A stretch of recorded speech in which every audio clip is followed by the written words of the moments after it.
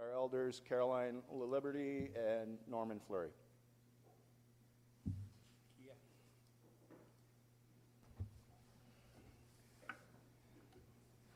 Merci Kahkiao. Thank you all for being here in this meeting on the heartland of the Métis on Treaty 6 territory. I ask God Jesus to be here with us, to guide us in a good way, to bring together the Métis people, to work together to make a strong, proud Métis nation, to watch over the Métis communities, blessing and keeping them safe. Ekose, merci, amen. Oh, bomatenga kio au. Die meesten wat ek hier staan wat saper te maak en ek skaat toe ek. Kawan skaana mateng is gesin omdat the meeting we ayak anos ki tom. Nak skaat toe ek koes kanop mit toe ek koes sip motte ek. Ayes Louis Riel katas mayak we ayes kagi ni gani stak nistam. We Augustia no so tagani po ya real igishia ke gwani ke we sto ka yash kagi ni gani chik kagi opena ke koma li von he li papier me ga ya ke gwanos kap mit sahamak kiteinan not kernan ship mit sahamak Louis real ga gishia mitne dao gun mjöhtaman och anoshe peni po yan we tap mit te ka kiogi stoau che opena mak si to skato ya ko yes chip mit sahamak en makista nan ga gi mi go ya man tu e gon mak si chip mit sahamak e ga swani ke ya tan e ko ta gani po ya man tu ichi nan ko yes anos chimar si Carolina maser we sta de tau gi ni ga ni te em hat e we chi go ya ko stoau e speak sweat we stach tawaw goyak en maga kawi tak mantu agwanakste gapami goyak mantu kiakiste kagi pakit nige en wataga ki mi yak kianan aptogos shanak limit chef kianan meiti wataga ni pawiak we chinan anoskiste chegwep mit shahamak an higagi mi yak egach waish kamak kegoy maga na wat shokak kakyo ke kani pouch ka wichi we che kani ganista ke kaya toske che kweta ka kakyo ga pami we che na tohtato ya na wat ka shokan. Let's have a wonderful day today as we meet, and someday you like people have expressed today they would like to learn the Michif language. Well, when you learn that language, then you can translate for us. Meanwhile, you'll learn through what you hear, and whatever hits you hard in the language, even hearing the language gives you that wanting to move forward. And it's so nice to come together today and move forward in such a beautiful place that we're standing on today, and as we move forward. So let's have a wonderful day together, and let's uplift each other. Let's follow what Louis Riel left for us and our ancestors and what they fought for. And yesterday was another commemoration time of when some of our people were actually killed when the beginning started 144 years ago.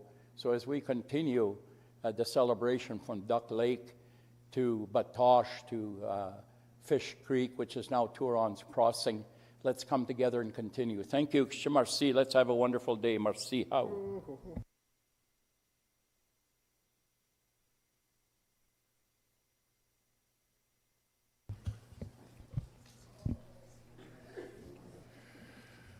We'll start the morning with the roll call. I'll ask the CEO, Richard Quintel, to go through the roll call, please.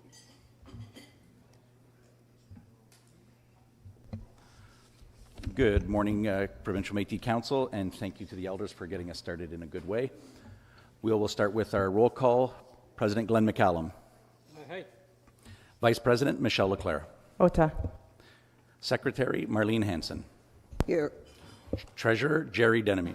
Here. Northern Region 1, Laura Burnoff. Uta. Good morning. Northern Region 3, Brendan Morasti. Good morning. Eastern Region 1, Ryan Lee Carrier. He is delayed, but has signaled that he is coming. Good morning. Oh, good morning. You're on. Good morning. Eastern Region 2, Marilyn Eckert. Here. Eastern Region 2A, Darcy Lepowick. Here. Good morning. Good morning. Eastern Region 3, Marg Friesen. Bomata. Western Region 1, Loretta King. Good morning. Western Region 1A, Billy Kennedy. Here. Western Region 2A, Beverly Fullerton. Good morning. Our youth president, Rachel Heiser. Present. And our president of the women, Darlene Langen.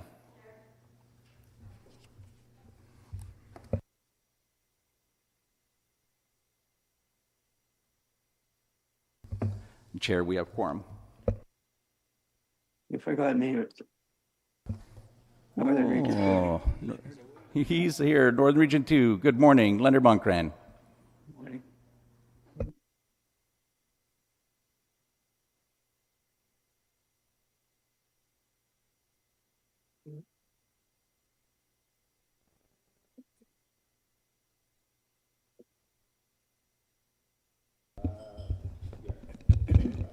I so move, Mark Friesen. I so second Michelle Leclerc. Thank you. Open for discussion. Chair recognizes Minister Fullerton. Thank you, Chair. I am in favor of the agenda. However, I do have an in-camera agenda item that I would like to add. We will table that till the beginning of the in-camera, and I'll ask for the PMC to approve the in-camera agenda when we get to it. Do we have any other discussion? Question.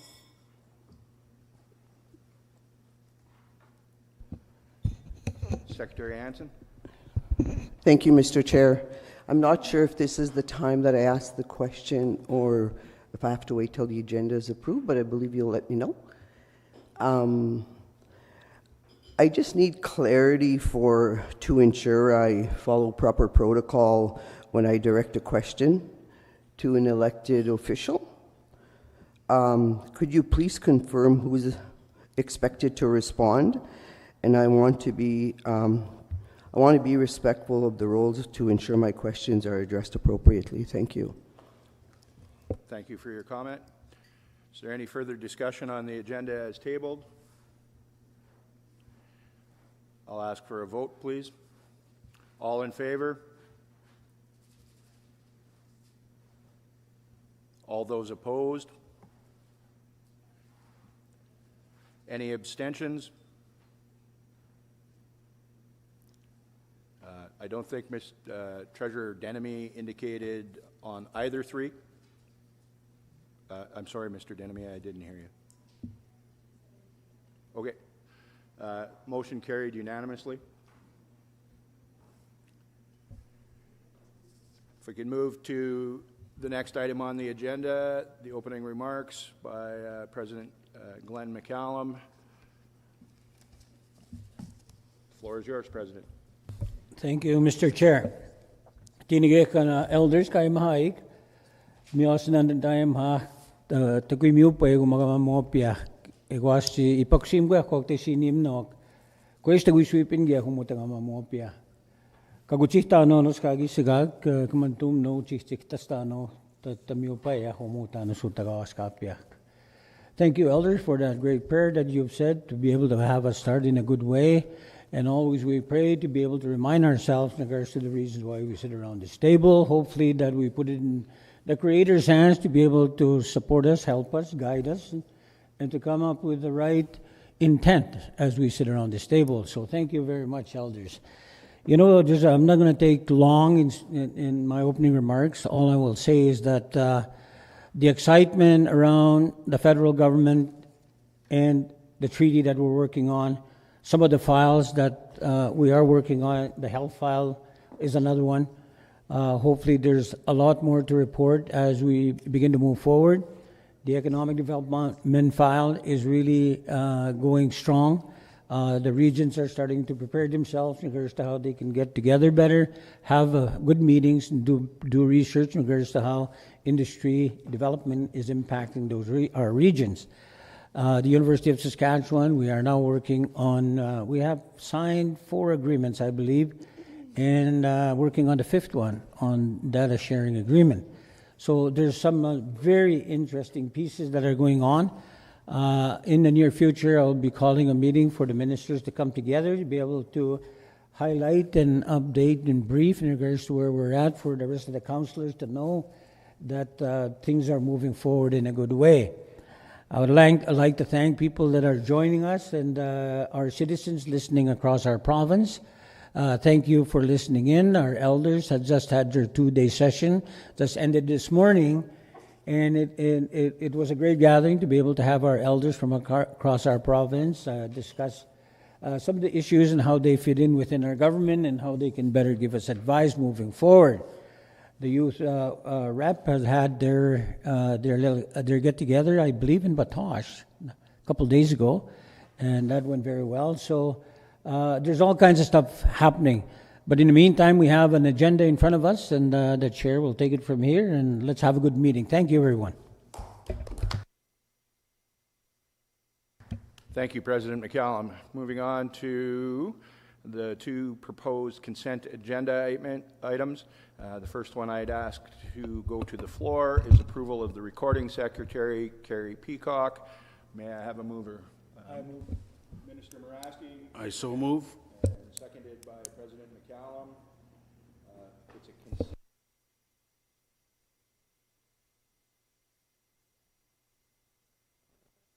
All those in favor? Point of order, Mr. Chair. I think the way that we normally do this is that the consent agenda includes those 2 particular items, which is the approval of the recording secretary, as well as the minutes from the last meeting. And so those 2 would go in one motion to approve both at the same time. Thank you for your point of order. I will reject it. We'll do those as 2 items separately because I will open the floor for discussion on the minutes to see whether or not they need to be formally read into the record. So returning to the request for the vote on the recording secretary, all those in favor? All those opposed?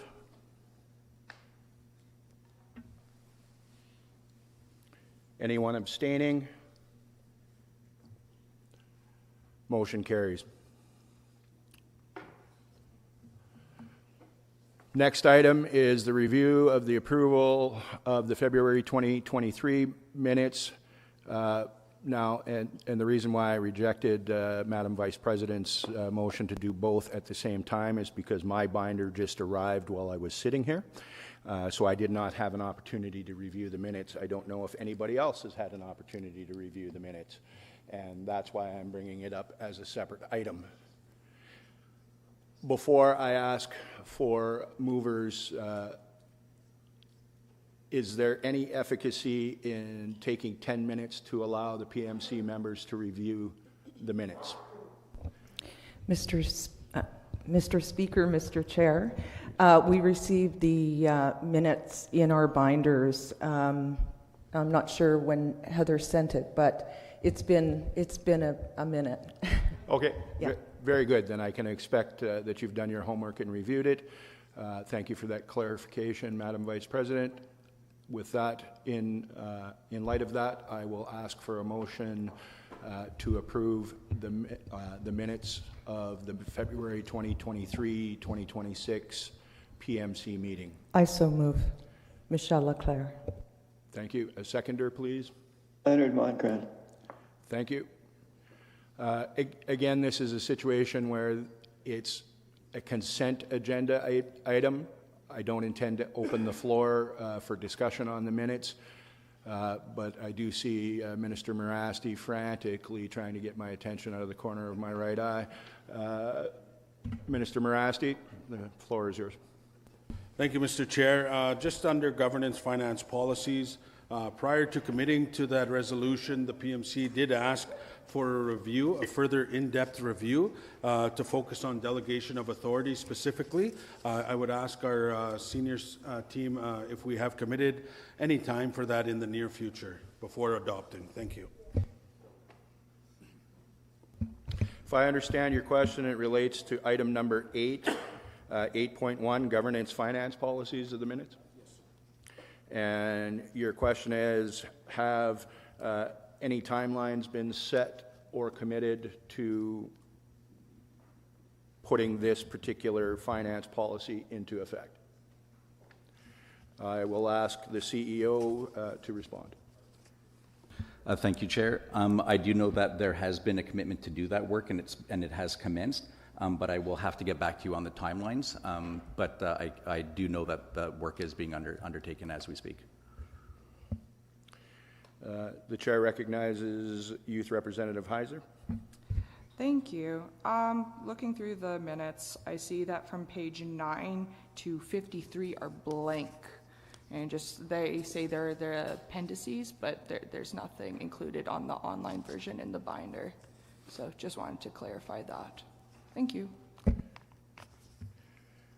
Thank you, Minister. I would note that I'm missing all of them in my binder. So.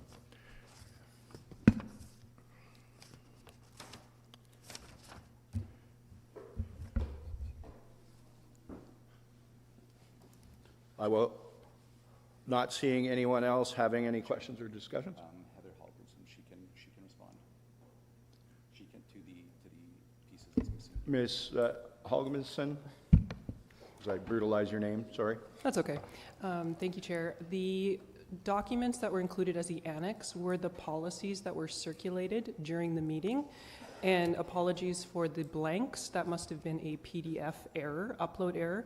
And so those will be inserted properly and re-uploaded to your binder. That will be done today. But again, they were the policies that were adopted during the meeting, the 6 governance finance policies.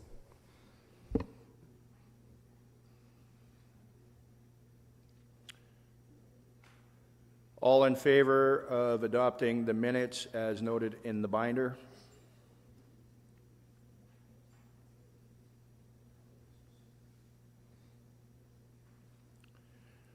All those opposed?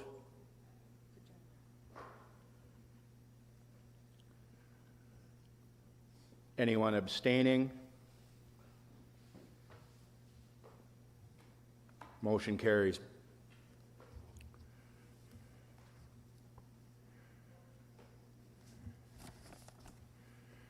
In relation to this morning's resolution, the first of which is the urban councils. I was not advised who would be tabling that motion, so whoever you are, please feel free to identify yourself and I will give you the floor.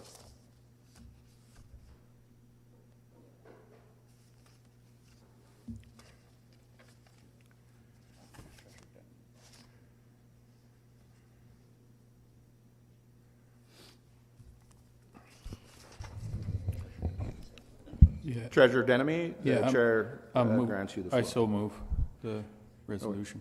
Okay, so I'm just going to read it into the record. It was formally moved and written for you.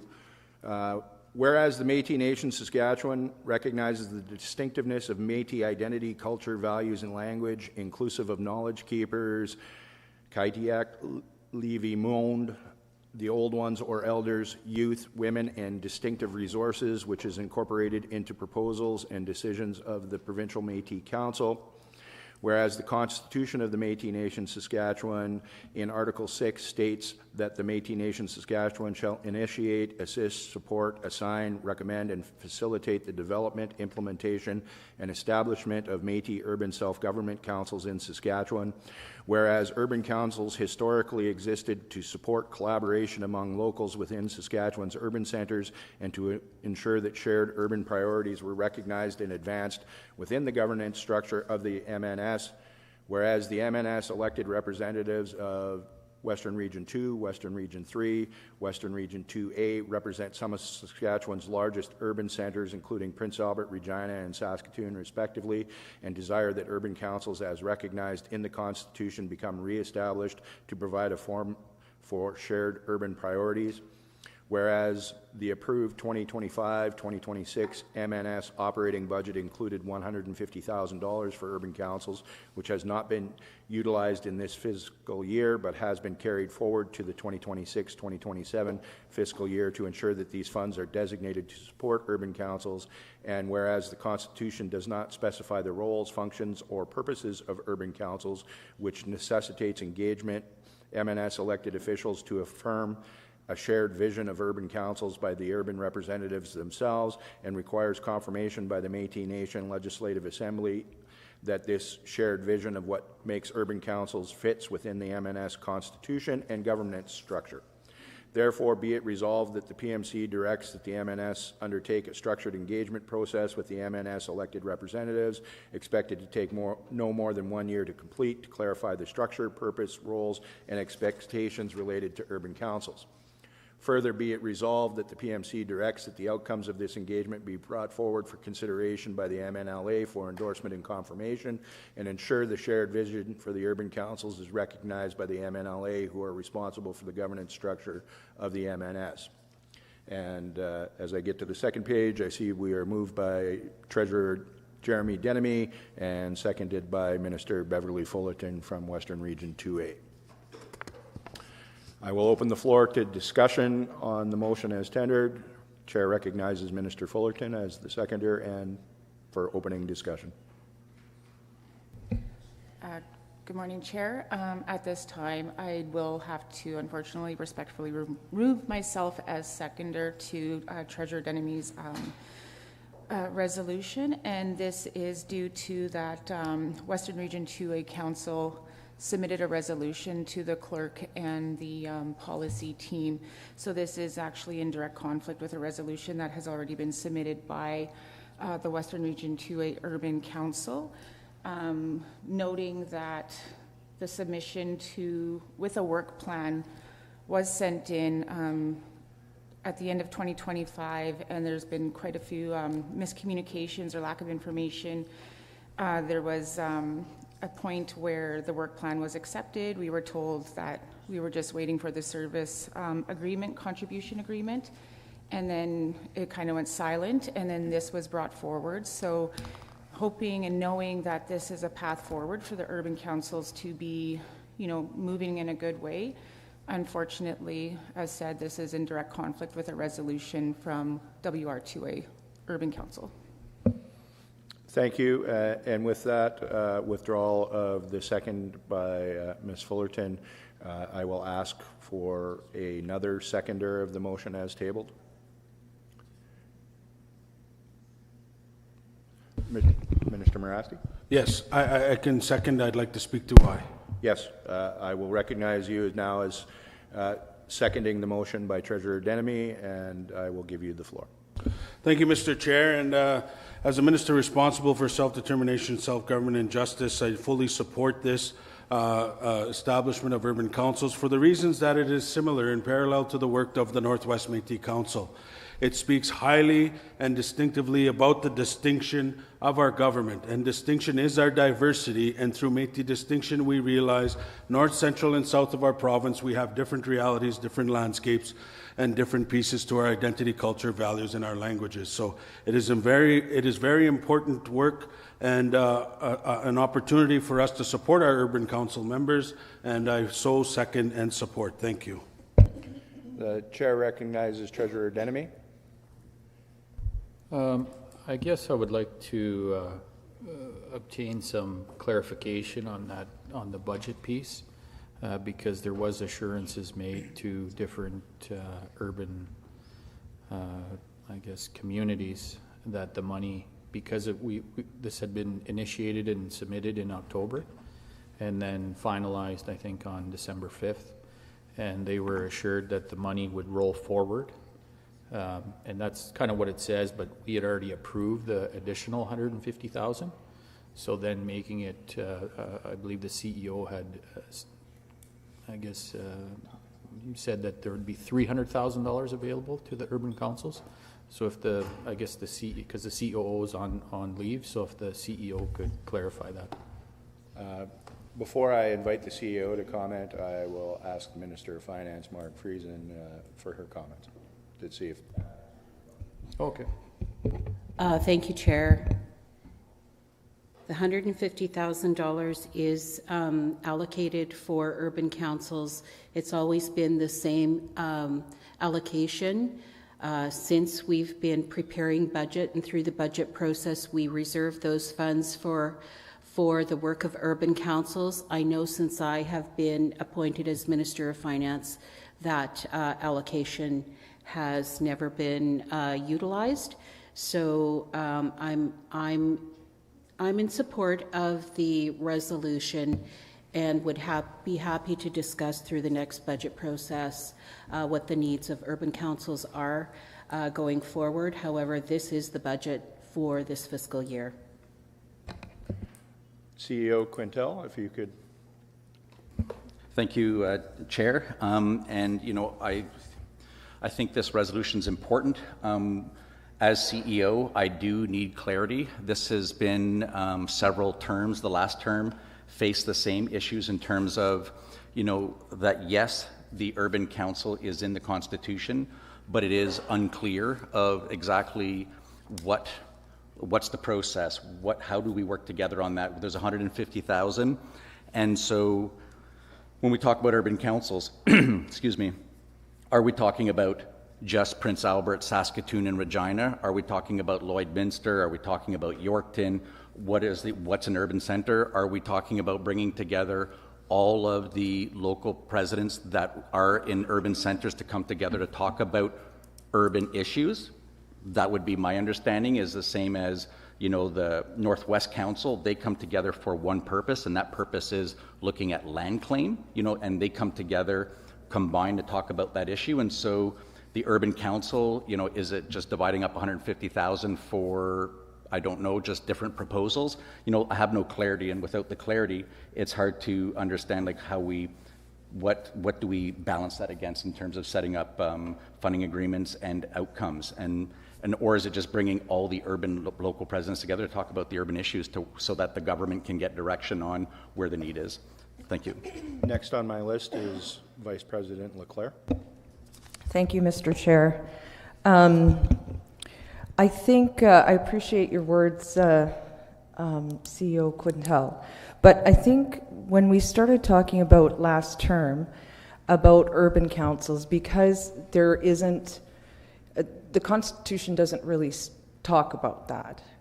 Back in, now my friend Gerald Moran would remember this, of course, back in the day when we were talking about the Constitution, we had meetings around urban councils and what they looked like. And I think the intention of this, and correct me if I'm wrong, the intention of this $150,000 allocation was to start those conversations in order to bring it back to the PMC and to the MNLA to confirm that. So all of the questions, pardon me, that you want clarity on is what the intention of this $150,000 is for those people elected in those regions to talk about it, and maybe bringing together people from Lloydminster and the executive and that sort of thing.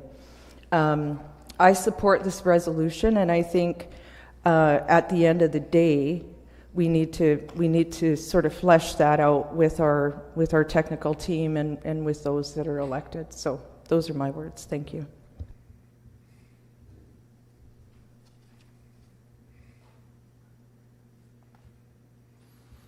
The chair will recognize Minister Morasti. Thank you, Mr. Chair. Again, I just want to speak to some clarity too, that this is not about a new governance structure within our Métis Nation-Saskatchewan government. More so, it's to ensure that our urban voices and our citizens are heard, again, because distinction is our diversity, And like the Northwest Council or the work of the Northwest Council, it is recommended that our policy and self-determination team and other internal resources of our government support the urban councils to do their work and support. And I think as we establish this process and work through it, we can identify who those urban councils are, because that's a good point. Lloydminster, North Battleford, they are urban as well. We need to support their voices, make sure they're at the table. Thank you.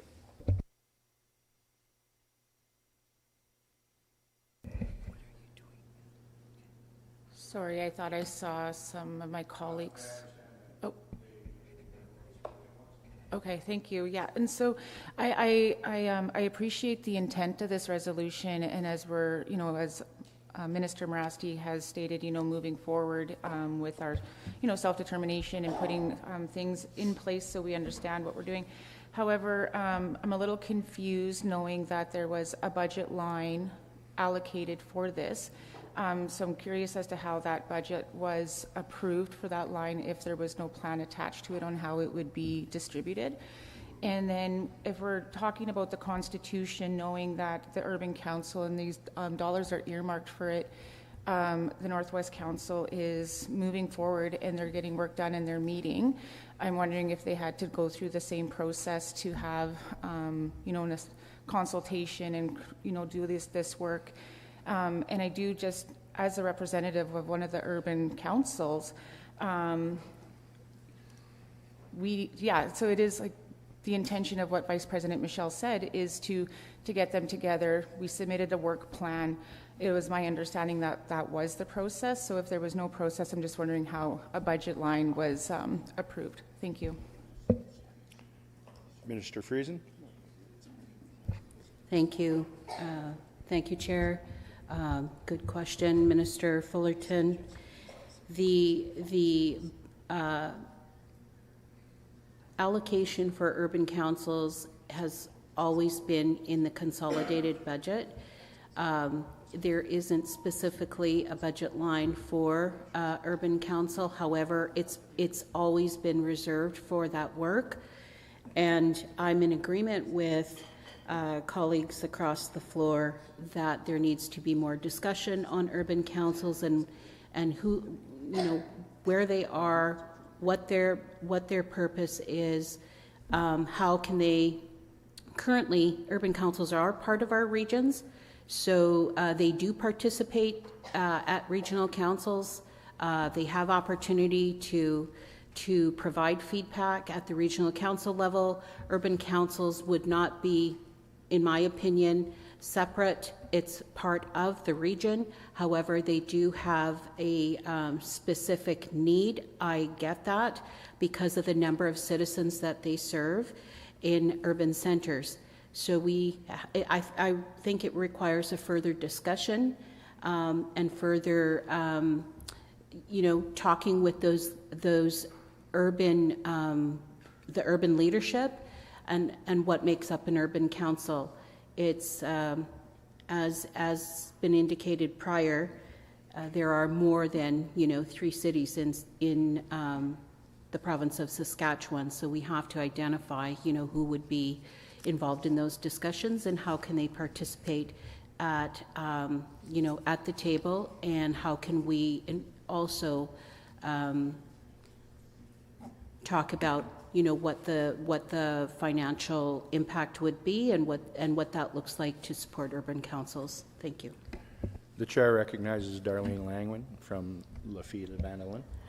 Thank you, Chair. I totally agree with this resolution.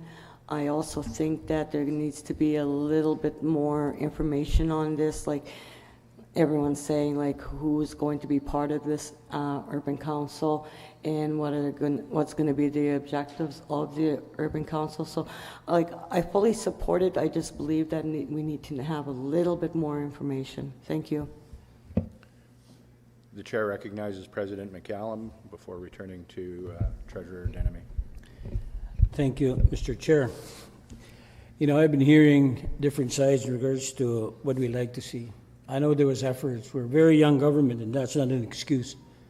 But the reality is that we've made some moves prior times, even that in the commission, that independent commission that we put in place, to be able to resolve some of the issues that were going on as far as locals and regions, to be able to be very clear in regards to how it fits in our Constitution, and to be able to talk about constitutional reform.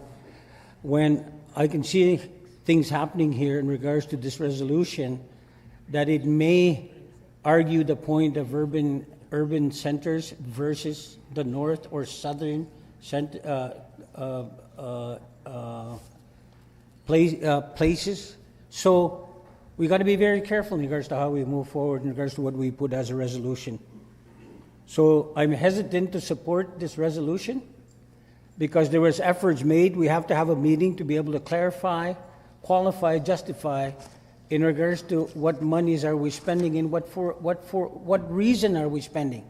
When you talk about urban centers, you know, I was just talking to a few people that were saying, what about us? Like Prince Albert, Saskatoon, Regina, Mafami buildings, rent-to-own houses, and all of a sudden you look at southern Saskatchewan and some of the, let's say, communities, I'll refer to communities, and then northern Saskatchewan. We have to be very careful because these centers do get a lot of support and recognition, and other departments are spending money that we don't even talk about in regards to what they get. What about the North? I was just talking to some people from Northern Lights at breakfast this morning. We'd like to see more money. Can you support us more in regards to the language file? So we're putting out resolutions, and then all of a sudden we sit around and arguing the point of who's going to do what, who's responsible for what, and who gets money. We got to be very clear in regards to the plan moving forward, and I like to see that. It's just constitutional reform. It doesn't have to be a competition between who gets what. Let's study it to the point where we understand why we put a resolution forward, because right now I can see the different discussions that are going on, not necessarily clear. We are a government. A government has a role and obligation to be able to identify in regards to the needs of our people across the province. But more importantly, we need to be able to be planning together and talking to each other in order to be able to support. When we come to these meetings, I thought already that the conversation would have been happening with our senior staff to be able to bring out these resolutions. And all of a sudden we have two now, conflicting resolutions that are going to be put on, not necessarily this floor anyway, but then leads to the assembly in regards to this region that we're sitting in right now. So there's a lot that we can create our own confusion in regards to what we're going to be doing. Let's be very clear in regards to what we need to do and the steps that we need to take in order to get to the point of doing a resolution. Let's support one another. Let's plan together. You know, we'll be talking here for the next hour and a half in regards to this resolution. Why are we doing that? If we are doing the best thing for our regions, our people, our citizens, but reviewing in regards to what has been done, what can we do more, and so it doesn't conflict in regards to the budgets that we do have that sometimes are very restricted in regards to what we can do. So let's take it slow is what I'm saying. All right, thank you. Thank you, Chair. Chair recognizes Treasurer Denemy.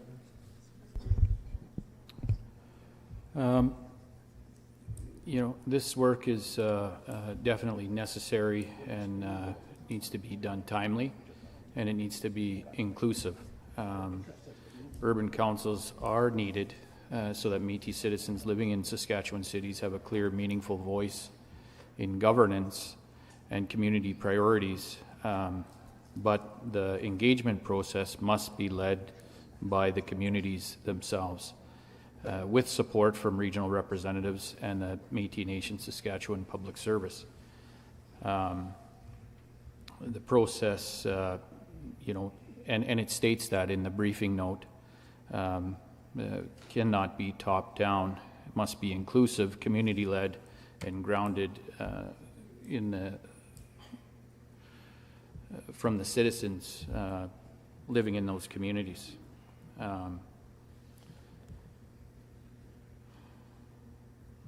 So in the distinction-based governance approach, the M&S must reflect the reality of the people it serves. The Northwest Council addresses northern issues and northern realities. The urban councils would address issues unique to urban centers. The next step, obviously, furthering this conversation would be creating a rural council that would address unique challenges faced by rural and remote communities.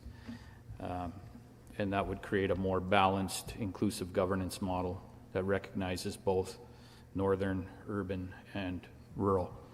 And I guess the reason why this needs to be done, and because this work needs to be done now because Métis Nation-Saskatchewan is in the process of negotiating a fiscal financing agreement. And as we negotiate long-term resources, we must ensure that the northern, the urban, and the rural Métis voices are included in the structures that we're building.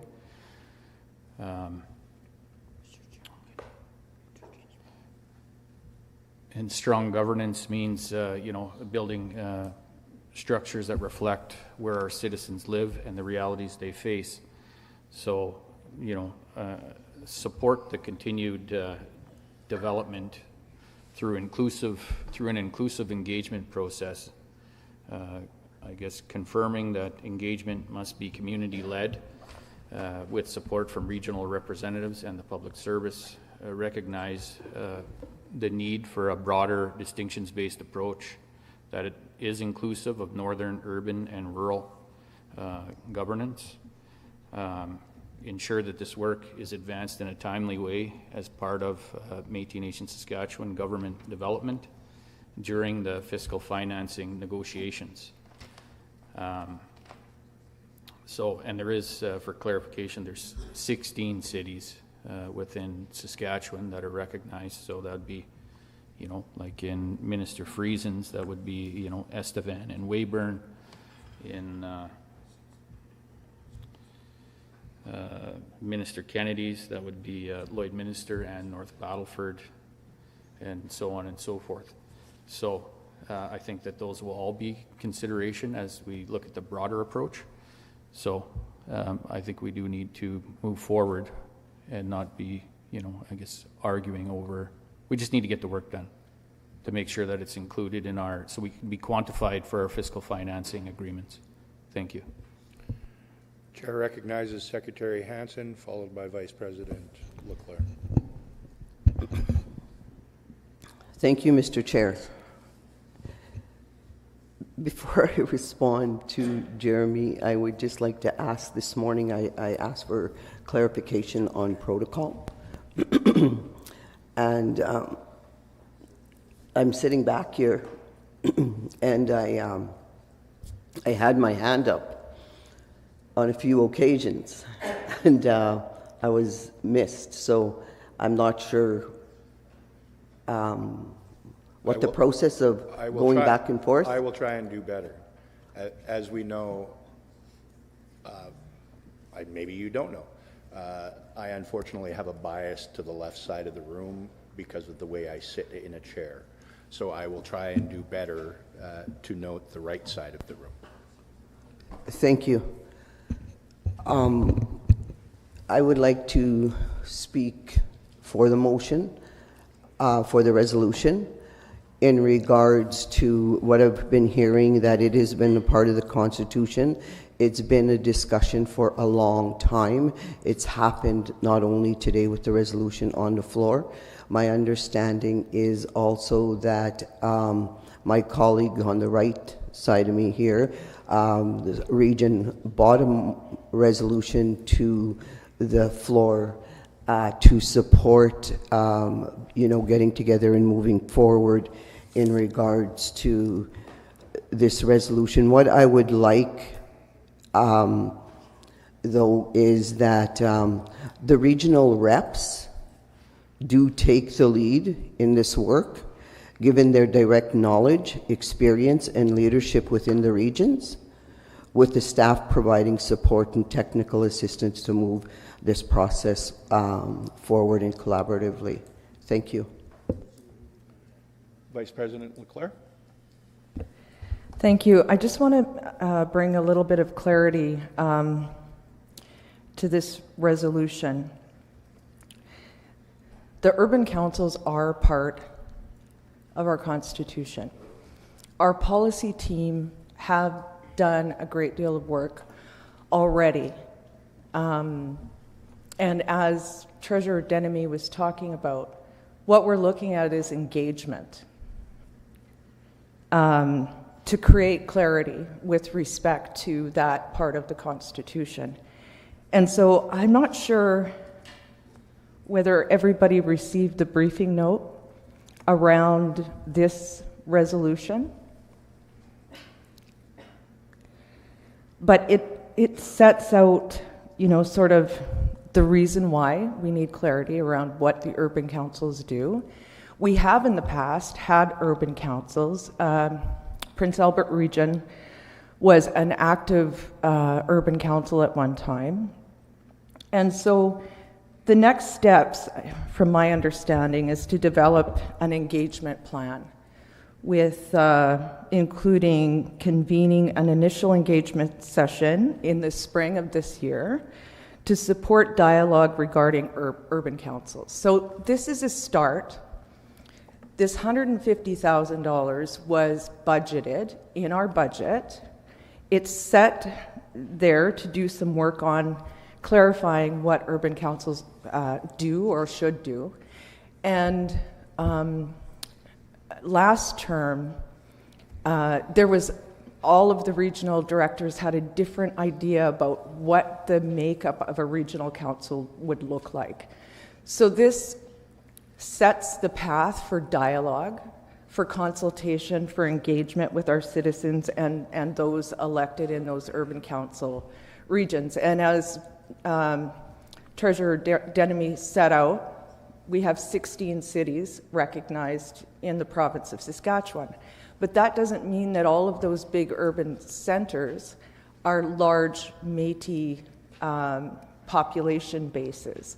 And so I think, you know, having the discussion about what it's going to look like and all of that, this gives us the capacity to engage, to talk about that, for our policy team to do work around that.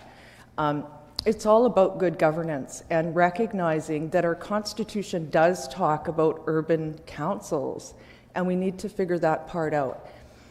Because when we look at the number of Métis people in each of those regions, very large population, and we have to figure out how we're going to serve our citizens best. So again, I want to support this resolution, start the dialogue, start the engagement, and get it done. So thank you for giving me the time, Mr. Chair. Finance Minister Friesen. Thank you, Chair. And thank you, VP Leclerc, for that clarification. I echo, the briefing note does outline what a process is to go forward. I just wanted to make a comment on the fiscal finance agreement that we're negotiating with Canada. Of course, we need to know, we have a strategic process negotiating with Canada on what the needs of Métis Nation-Saskatchewan are. And further to that, we need to be realistic on what the impact or what the implications are, either supporting locals, supporting regions, including urban councils. We need to be very realistic with that approach, and we need to come to the negotiating table with authentically and with the needs of our citizens and our government met with appropriate and adequate resources. So we don't know what that looks like for urban councils yet. I think the process as we move forward with those engagements will identify certain areas that need financial resources. So I'm open to having that discussion, and I would encourage all regional reps to reach out to myself as Minister of Finance to collaborate on a realistic budget for urban councils or going forward for anything else that matter. Thank you. Minister Mirasty. Thank you, Mr. Chair. And as a co-chair with our colleague, Minister Mondgrant, I just want to speak to the work of the Métis Council, or the Northwest Métis Council, and Gerald can attest to this. The work of the Northwest Saskatchewan Métis Council started with the land claim. It is a test case for our government, and for the reasons that at one point they wanted to cover all of Western Canada. By rights, we should. But in reality, we can't. So we focused and honed in on a certain area. Where better than Northwest Saskatchewan? And at that time, it was decided that was the best strategy forward, right? And so with 2 feet forward, off we went. The Northwest Council came to be to do the work on behalf of our nation across the homeland throughout Canada.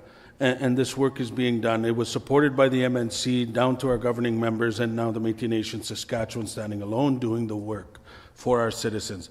But again, it is a test case for all of us. It is the model leading by example to open the doors to one day, with the work and support of our urban centers, to state a claim for central or southern Saskatchewan, such as LeBret Farms, Coppell Valley, and I forget, Prairie there, Minister Fullerton, Round Prairie, sorry, if I'm correct, and so on and so forth. So as the Minister, I'm excited to get this work going, but the Northwest Council is only successful because of the internal resources available to us, and that's the resources of our policy self-determination team, our legal team, and we're seeing success because we're prioritizing our work, and we piggyback off the MNLAs to do this work so that we can stretch out that budget line of $150,000. So we meet twice a year for sure, and then I've set up a land committee and so on. So thank you to the policy team for your support, continued support, and I look forward to lifting this day in the near future here, very, very near. So with that, thank you,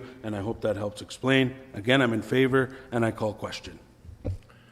Question being called, I will put it to a vote. Question being called, I will put it to a vote. All those in favor, please raise your hands. 2,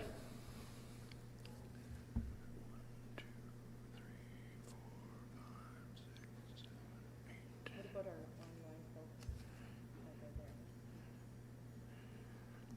7, 8. Mr. Beckler, are we tracking our online votes?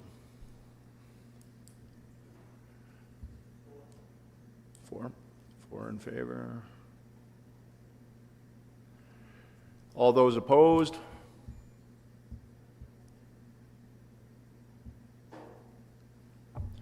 Any abstentions?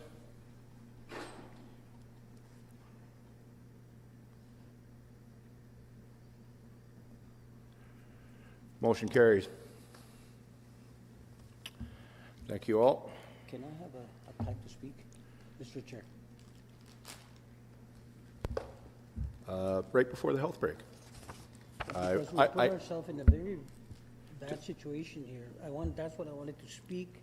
This is what I wanted to speak about prior to him calling the question. Unfortunately, because I had my hand up. Right. Usually, what we do is, if somebody had their hand up, you recognize those before the question is recognized. That's why I had to oppose, because I didn't have my say. You did speak once.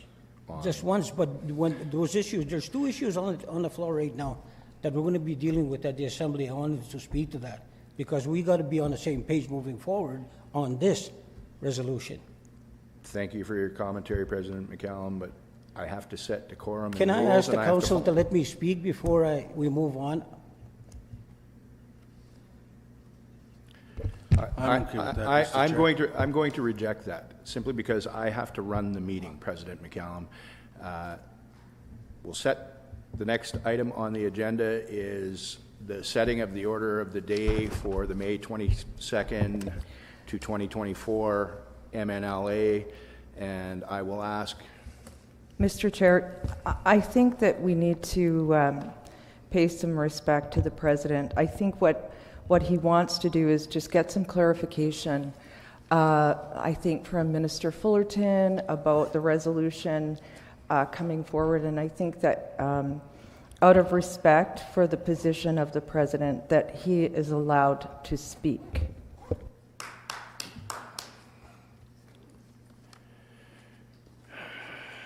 Well, I will put it this way. If you're not going to respect the rules of the chair is going to pack up his bag and leave. and you guys can conduct your meeting on your own. So, President McCallum wants to speak? Be my guest. I've got other things to do today. I've told you before.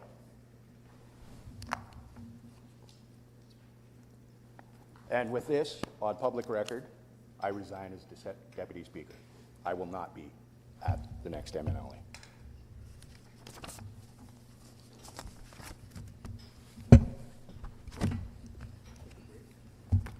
No, you guys do whatever you want. I'm done.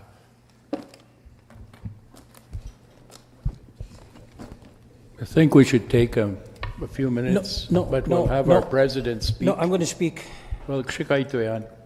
Yes, speak kan.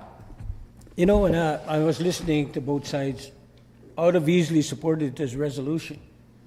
But I wanted clarity in regards to why we're moving with two resolutions leading to the assembly. You know, I agree with the $150,000 as far as engagement plan. And I didn't realize there was a briefing that was available for us to read. I didn't have it. That's what I was telling my assistant over here in regards to why I didn't have that briefing. And nobody showed me that briefing until the Vice President referenced to it. I was watching Mari go into her computer, laptop, and finding it. And we are on the same page.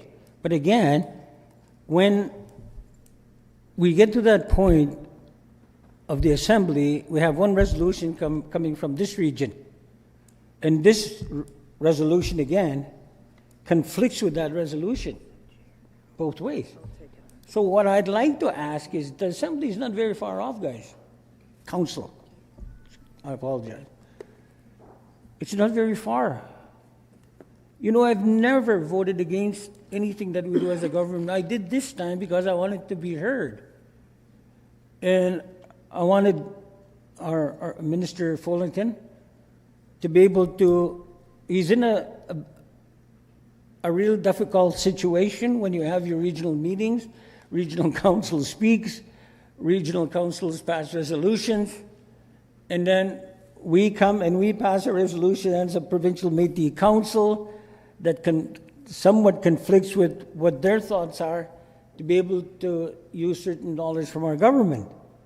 So if it says 1 year for this resolution to be able to, we give 1 year to this resolution and the plan behind it to engage with our people, I would like to go along with that because it's fair. And at that time, hopefully Fullerton that could sit and plan with us, because I believe in order to plan properly in regards to the future of how we address urban centers is very crucial, and not have conflicting information or positions. Not that they might be, the word conflicting might not be the right word, but qualifying in regards to what your intent is and what your needs are. Maybe coincides with the majority of urban centers to be able to discuss in a good way. So I leave it to the floor to be able to think about that. And if we can come up with an idea so that we're not conflicted again at the assembly, to be able to argue these points for 2 hours at the assembly, and then it opens up big discussion in regards to how we're not consistent in regards to what we do as a government. I think that's fair, and that's the only thing I asked. Now look at what happened. And so I put it to you because I want to go back to that resolution. I want to support this. But by doing that, I thought maybe I'd be given a chance to be able to speak.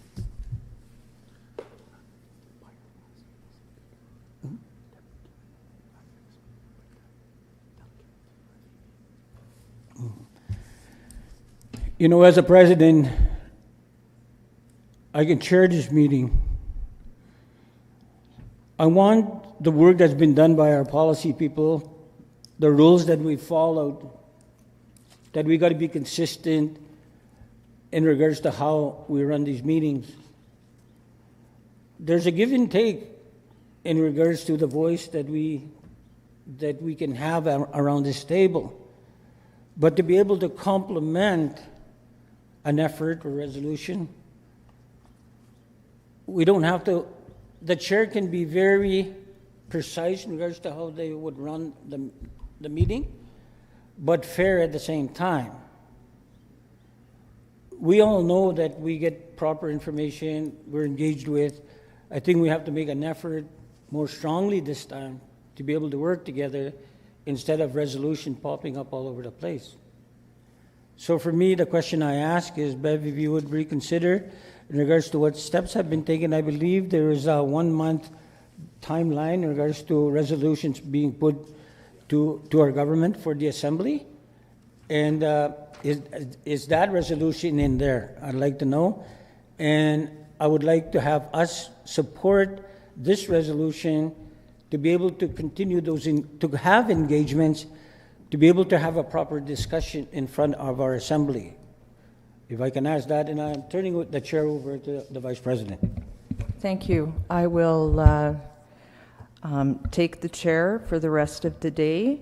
I see on our agenda that we are set for a health break. Thank you, President McCallum, for your words. And I think sometimes we have to, you know, sometimes we look at this, these meetings as very colonial, and you know, we don't go back to sort of a give and take situation where you know, people are allowed to speak, or we are so strong in Robert's Rules of Order that we don't allow for our members to have a word. So we will reconvene after a health break. We'll take 15 minutes, and we'll see you back here in a little bit.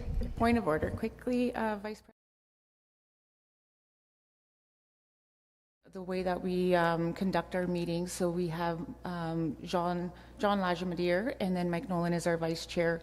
And so because we don't have the vice chair, he doesn't automatically assume the position. So it's my understanding, like through Robert's rules, or if maybe I'm missing something within the policy or, you know, the rules and procedures of our meetings, it is my understanding that the PMC actually needs to appoint an interim chair for this meeting that is neutral, so we can, but I'm just looking for clarity on that. Minister Friesen. Thank you. Thank you, VP. Thank you, Minister Fullerton, for raising that.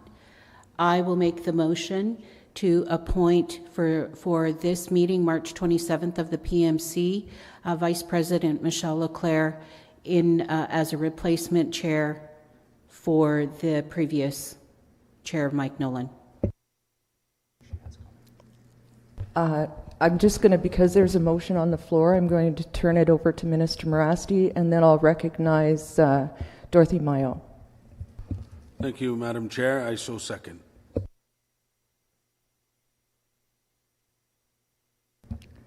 Dorothy, did you have a comment?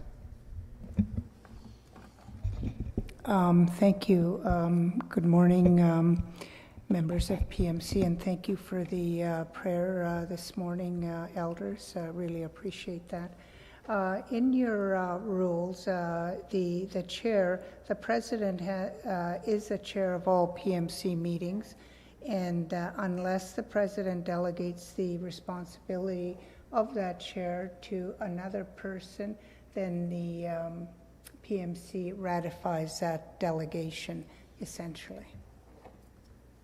All right, we have a motion on the floor. I should actually turn it over to someone else because I am the subject matter. So I'm going to turn it over to the president or Minister Morasti. Trying to get me shot? I'm just kidding. Maybe the pres will. There's a resolution on the floor, ladies and gentlemen, in regards to replacing the chair. I turned it over to the Vice President as the President of your Métis Nation-Saskatchewan. So therefore, there was a resolution. The discussion has happened. Mark put the resolution forward. Brendan seconded. So we have that resolution. I'll be asking for a vote now. All in favor?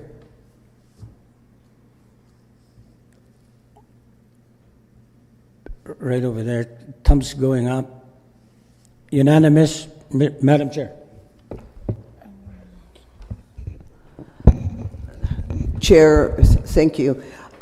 Just for the future, when we're speaking or appointing, can we just say it to the mic so we can all hear it and it'll be less confusion? So thank you for that. Absolutely. Thank you, Secretary Hansen. The elder would like to speak. I'm very overwhelmed by what's going on here. This really amazes me, at how we can come together and how we address the special things. And when we recognize our leader, it sure wouldn't look good if we didn't acknowledge our leaders, because without leaders, this would never be a reality. And when we talk about colonialism processes, we have to look at our ancestral ways. And our ancestors, even today, in those are really strong traditional communities, they still follow a process that recognizes the elders, recognizes the leaders, and it's a show of hand or it's an acknowledgement. And today's an acknowledgement that we're coming together and we're not shying away to be able to move forward as this government that we've established. And we're able to set aside those differences so we can have principles in place and we can have our laws in place when we're talking about moving forward towards treaties. A treaty for us, we have to be together. And I love what I've seen today as an elder at this table, and my good friend here, Don, and I, we talk to each other in Cree, and we acknowledge in the language also. So we give it the blessing from our ancestral ways. So thank you so much. Merci. Umagasha shkwe kagwe ni gani ege gache ke gwe che panatstak yanan anoshutaga pinamashoyak chisoksiak tab Métis Nation-Saskatchewan Government kai shnikashoyak goyeship muhteyak chinistotatoyak na wachmiash. And thank you so much. Merci. Thank you, Elder, for those wise words, and I should have thanked you earlier for the prayer and Elder Caroline, so thank you very much. I'm going to turn it over to Darlene Langen.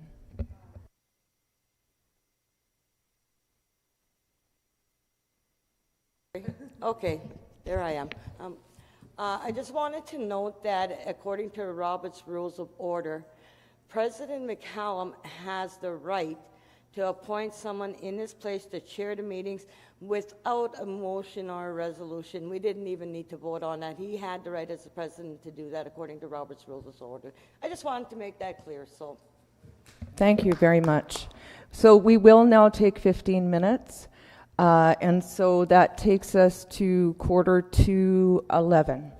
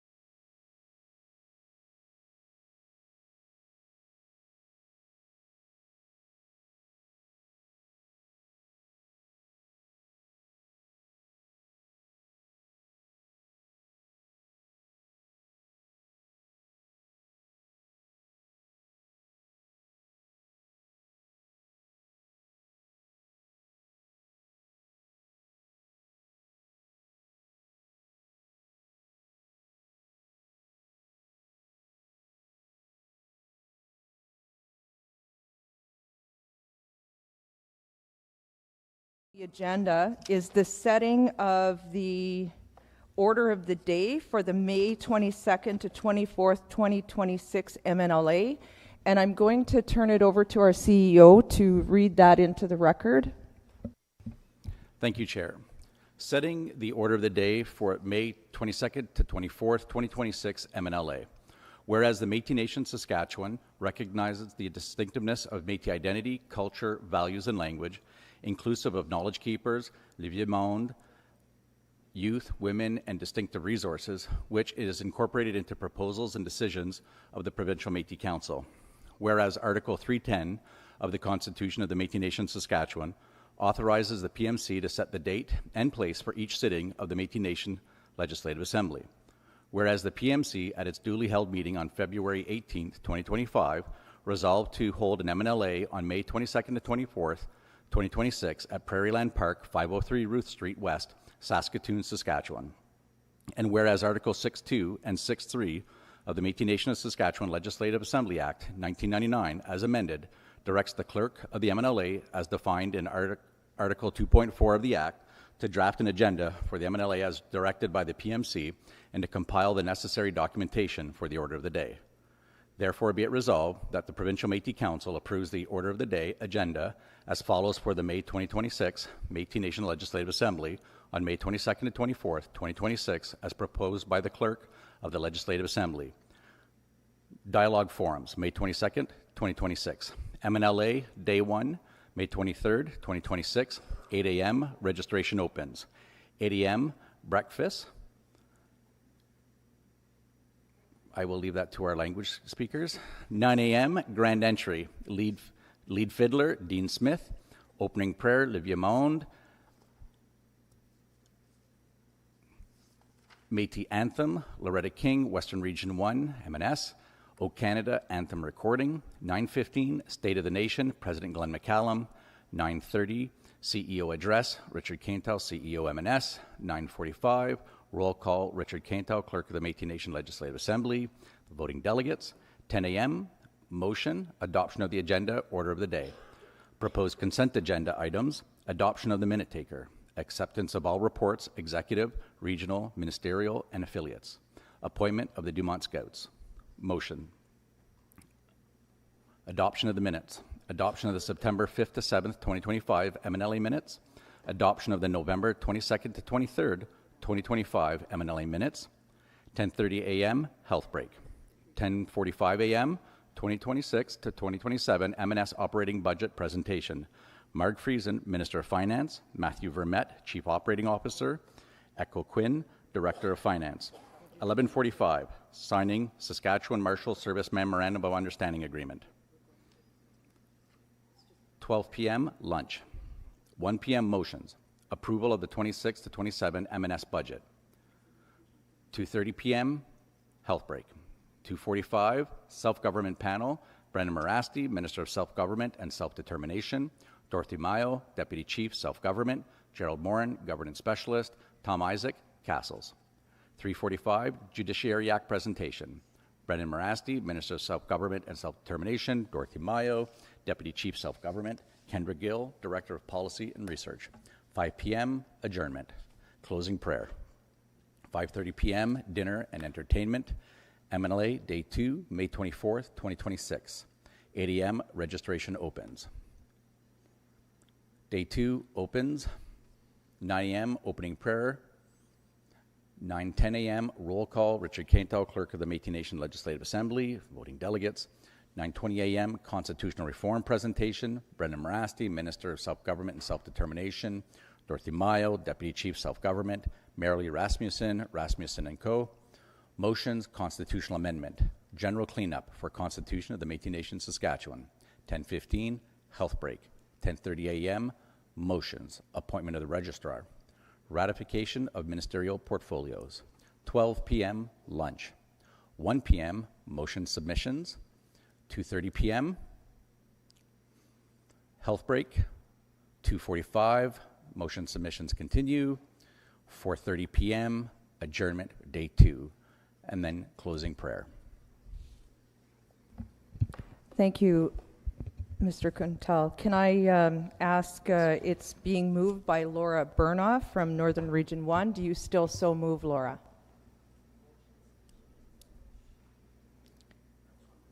Is she online? If I can talk. Jay, can you open the window for the Zoom, please? If I can be recognized. Go ahead. Thank you. I'm aware that several of the Provincial Métis Council members have gone to the GDI Awards, and so they may have left the meeting. So, and I think Minister Burnoff is one of them. Thank you very much, President Heiser. Is there anyone else prepared to move the order of the day for May 22nd, 24th, 2026 MNLA? Minister Fullerton? I so move, Chair. Thank you very much. Seconded by Billy Kennedy. I do. Thank you. Discussion on the motion? Minister Friesen? And then, okay. Thank you, Chair. I know that this has been part of a discussion in the past when we have taken our oath of office, and some of our local presidents who were recognized previously have also been publicly taken an oath of office. I know Eastern Region 3 has planned to do that at an annual General Assembly coming in July.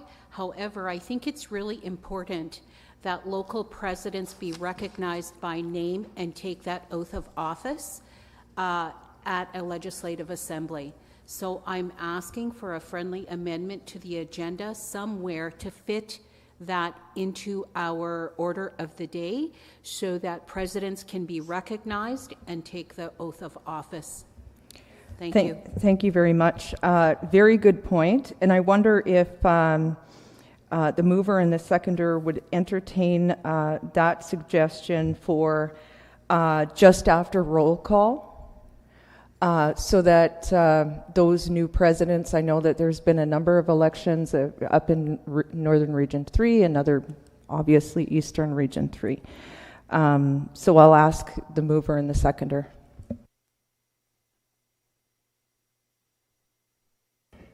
I am good with that. I also agree to that. Thank you. Okay, so we've got one friendly amendment to place the oath of office for the new presidents right after roll call before the motions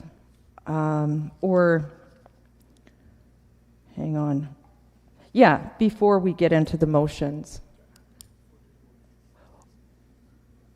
Sorry, President McCallum, and then Secretary. Thank you. On self-government panel, I don't know what page that is, they're not numbered.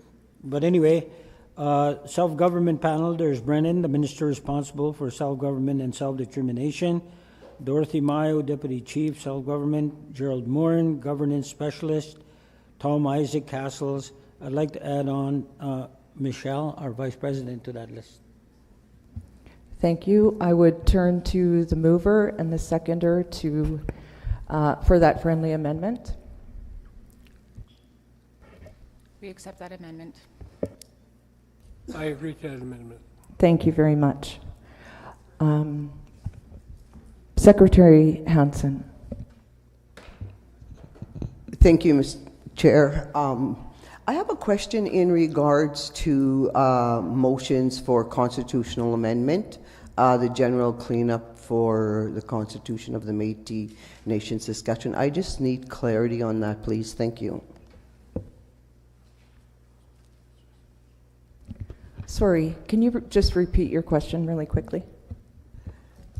I'm just wondering here, it says for the motions for constitutional amendment, and then you have highlighted there general cleanup for Constitution of the Métis Nation-Saskatchewan. I just want clarification on what that's all about. Thank you.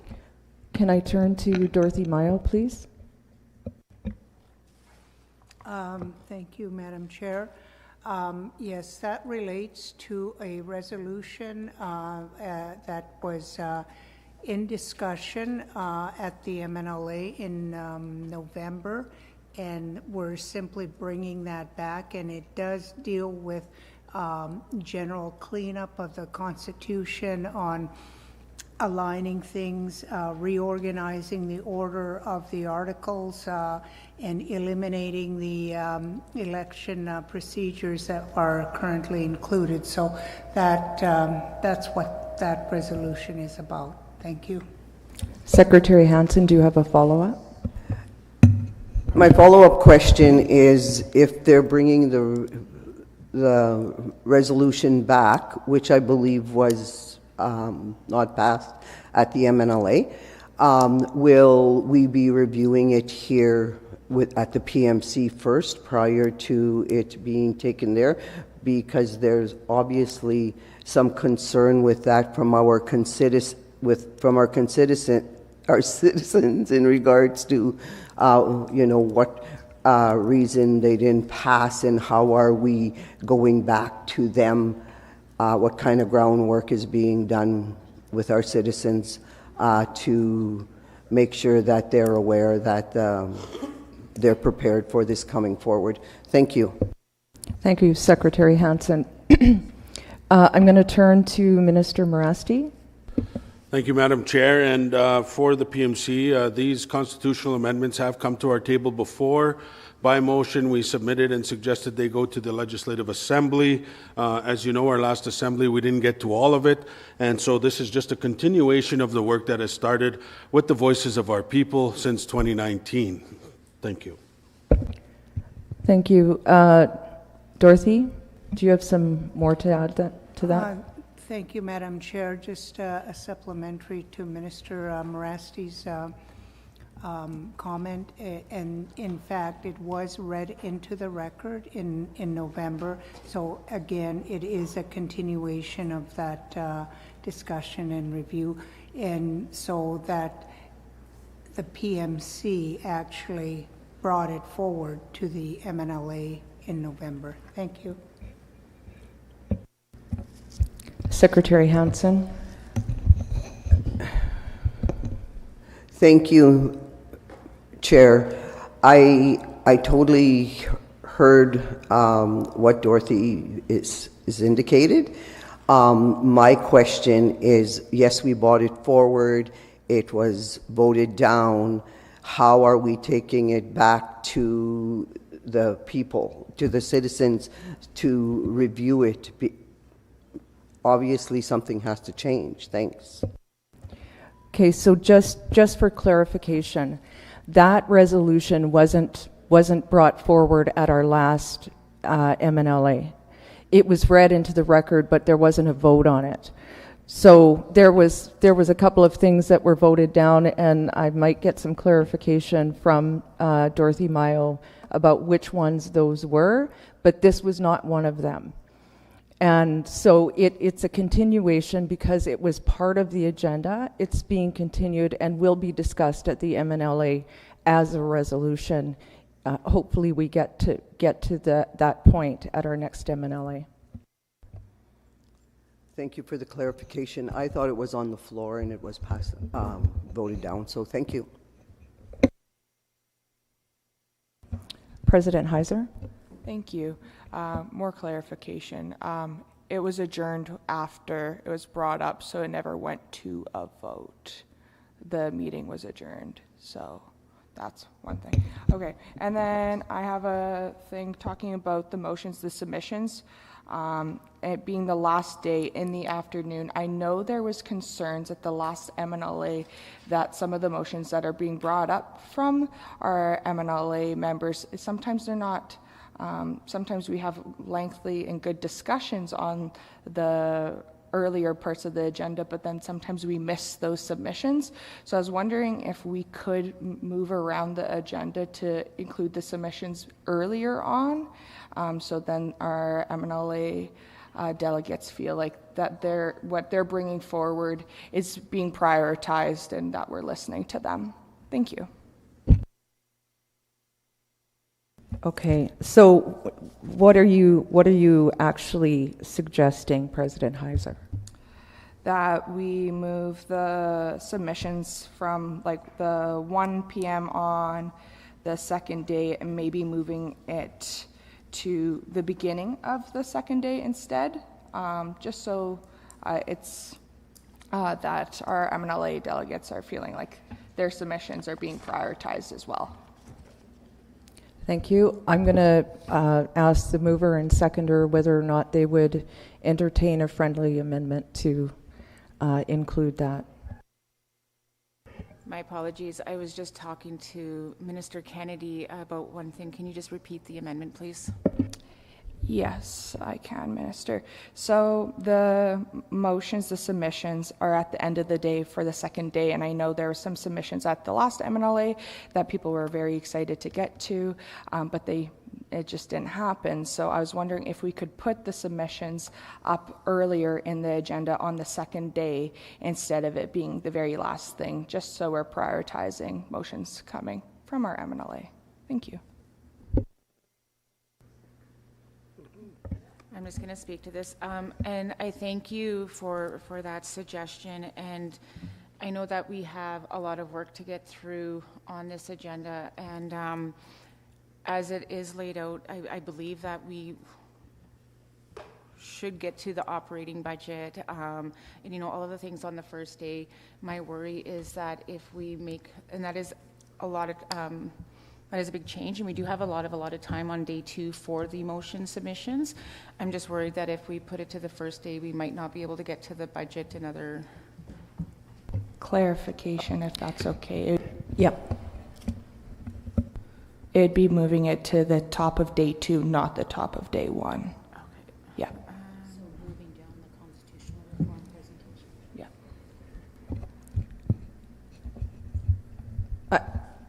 I think if you're going to entertain that amendment, I think we need to do the constitutional presentation and reform first. That would only make sense in terms of, you know, how we do our business normally. It would have to go after that. So, Chair, sorry. So just for clarification, we would move the motion submissions just before the motions of the appointment of the registrar and ratification of ministerial portfolios. Correct.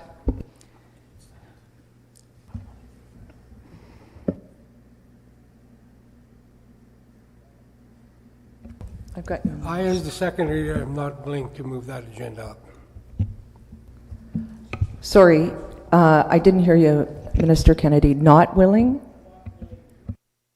Okay. And you concur, Minister Fullerton? I do concur. Okay. So that has been rejected by the mover and seconder. I'll move to Minister Morasti. Thank you, Madam Chair. I was also going to speak against the friendly amendment for the reason that we have standing business from previous MNLAs we need to attend to, so all matters are of importance. We do have a full afternoon for the motions that are submitted to our Legislative Assembly, and look forward to doing the work with our colleagues in a timely manner and getting to those at hand. So I as well speak against the friendly amendment. Thank you. Minister Friesen. Thank you, Madam Chair. I'm kind of, I have mixed reasoning for moving it up on the agenda. I understand the issue President Heisler is stating here, that we need to have provide our MNLA ample time to consider resolutions. However, there is opportunity. There's 4 hours in the afternoon to have a healthy debate and provide opportunity for MNLA to present the resolution and then have healthy debate. And let's be mindful of the timing as well and consider the rules of the House when it comes time to ensure that everybody has an opportunity to speak on a resolution. Whether they oppose it or are in favor in it is beside the point. It's just whoever has opportunity to speak or want to speak on a resolution that they should be able to. So considering the rules of the House, I would say that there is ample time for discussion on resolutions. Marcy. Thank you, Minister Friesen. And just for clarity, motions and submissions will begin at 1 o'clock and go right through to the end of the day. So I think that's your point, Minister Friesen, is that there's 4.5 hours or 5 hours of discussion on those. Minister Morasti. Thank you, Madam Chair. I want to speak to something different in regards to the President McCollum's amendment. I fully support that and welcome the Vice President to that panel for all the years of expertise and knowledge that you'll bring to it. So thank you. Thank you very much. Appreciate that. Okay, any other discussion on the motion? Can you open the window for the Zoom, please? While you're doing that, I'll recognize Minister Fullerton. Thank you, Vice President and Chair. I just want to circle back quickly to the friendly amendment that our President requested on having Vice President Leclerc on the panel. Actually, this is an act. I don't think we can change the panel. It has to go through the Minister of Self-Determination and Dorothy's team to decide who's at that panel. And I'm just wanting clarity to make sure that we're not making an amendment and overstepping into a ministry or a department on how that panel is put together.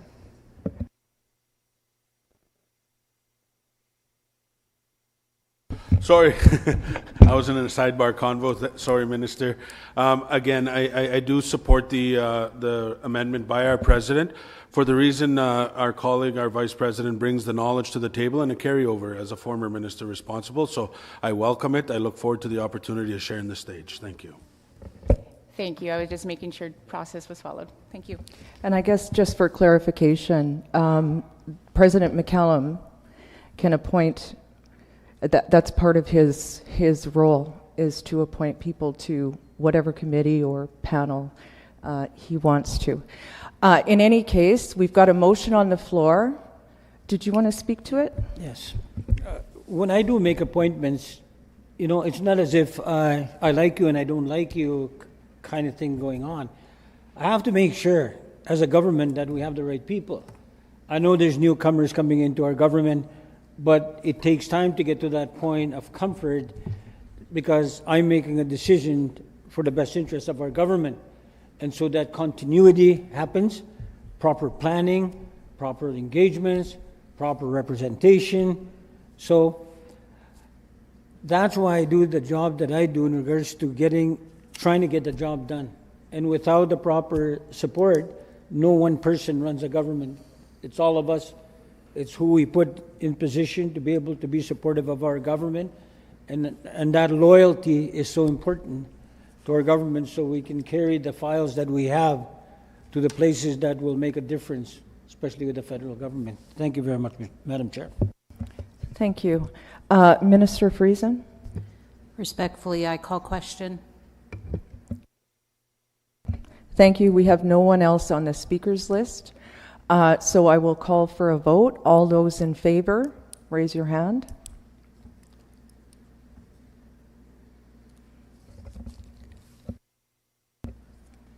And online? Okay. That motion, anyone opposed? I see none opposed. Any abstentions? No abstentions. That motion is carried unanimously. Thank you.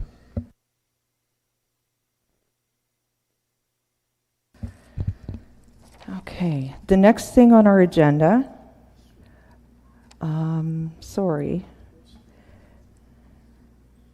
is a health break, which we've had. Resolutions continued. Appointment of Dumont Scouts for May 22nd and 24th, 2026. MNLA. I'm going to have to turn the chair over to President for a moment because I'm seconding this motion. Appointing Dumont Scouts for May 22nd to 24th, 2026, MNLA. Whereas the Métis Nation-Saskatchewan recognizes the distinctiveness of Métis identity, culture, values, and language, inclusive of knowledge keepers, Kitayak, Liviamond, the Old Ones, youth, women, and distinctive resources, which is incorporated into proposals and decisions of the Provincial Métis Council. Whereas Article 8 of the Métis Nation of Saskatchewan Legislative Assembly Act 1999 directs the Provincial Métis Council to appoint Dumont Scouts to maintain order and procedure during the Métis Nation Legislative Assembly. Whereas the MNLA is scheduled to be held on May 22nd to 24th, 2026 at Prairie Land Park, 503 Ruth Street West, Saskatoon, Saskatchewan, as per PMC Resolution PMC 250218-05, whereas the role of the Dumont Scouts named in honor of historical peacemakers is essential to ensuring the orderly conduct of the MNLA proceedings, and whereas the PMC has identified individuals who are capable and committed to fulfilling the responsibilities of Dumont Scouts. Therefore, be it resolved that the Provincial Métis Council appoints the following individuals as Dumont Scouts for the Métis Nation Legislative Assembly to be held on May 22nd to 24th, 2026. John Belanger, Dave Arnott, Rick Mackay. Dated this 27th day of March 2026, moved by Ryan Carrier, Eastern Region 1, and seconded by our Vice President, Michelle Leclerc.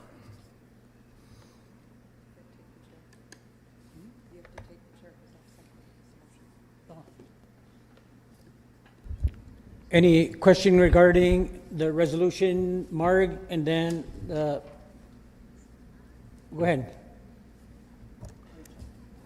I will defer to President Heisler first, and then I'll respond. I have comment. Thank you. So one thing I would like to raise is the communication on the Scouts. There are two youth delegates, Haley Burnoff and Jack LaCroix, that are Dumont Scouts, but they haven't, I know that Jack has not been communicated with or being asked to provide this opportunity, and I really think this would be a great opportunity to have them included. But yeah, communication has not been there, so thank you. You know, the planners around our assembly, it's been happening for quite a few years already. Sometimes we might miss the point in regards to what's important for us as individuals, and to be able to consider and hopefully taken as far who the Dumont Scouts should be. This time, I don't know the budget around the Dumont Scouts, and we've used these individuals for a while already. So I'd like to maybe turn it over to our CEO to explain the process, and then hearing our council to be able to take into consideration leading to the next one, let's say.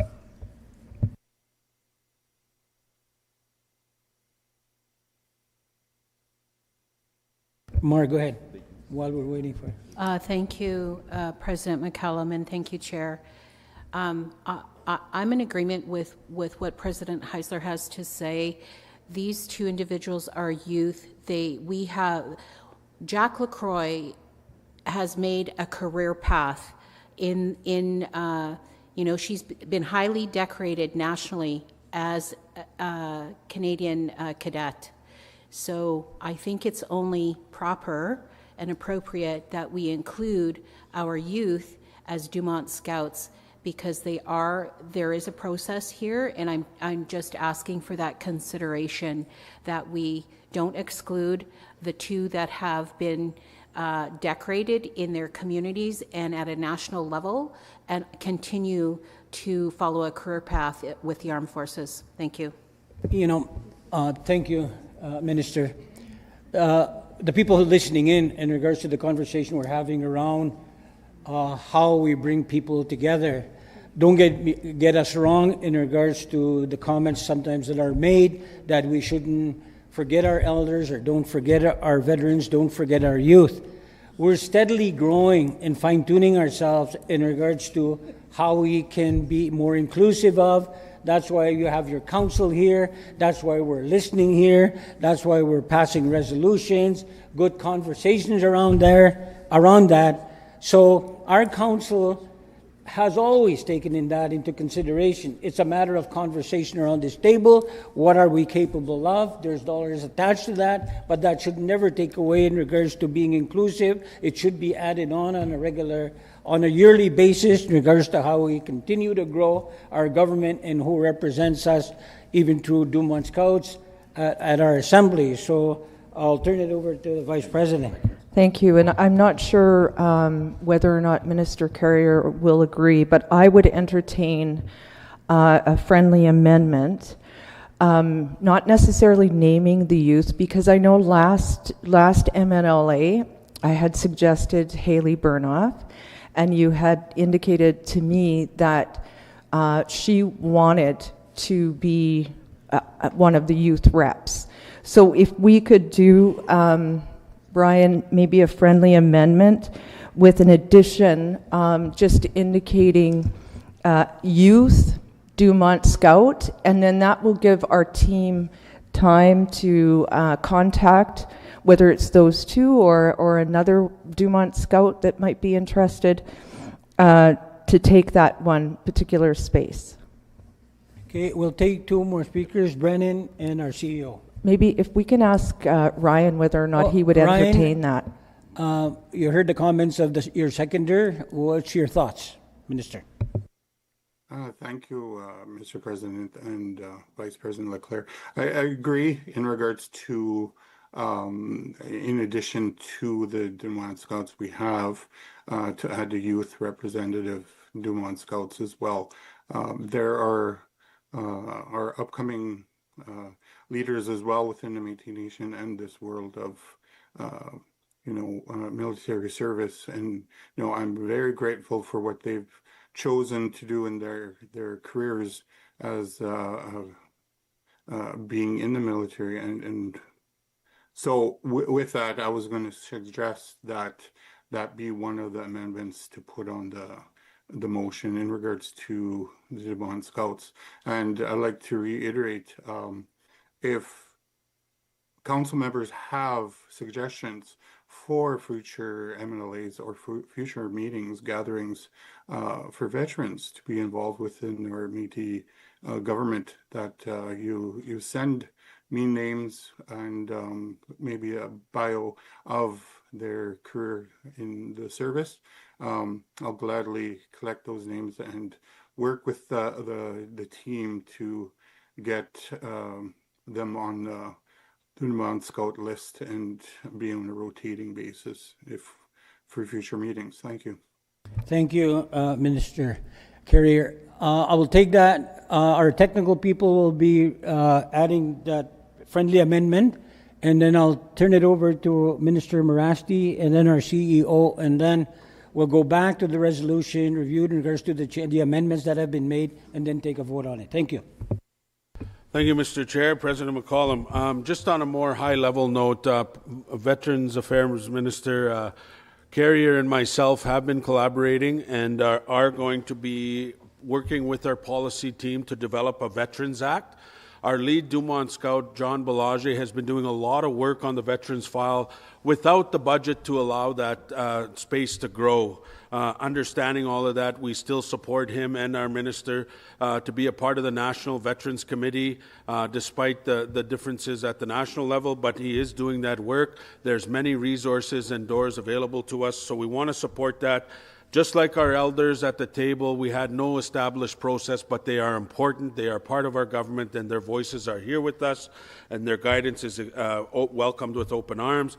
So is the veterans of our province, our country, and we want to honor them. And so part of the foundational work, Minister Carrier and I will be working with our staff to develop a Veterans Act that will develop and establish a process and truly define the supporting role for our veterans. So thank you.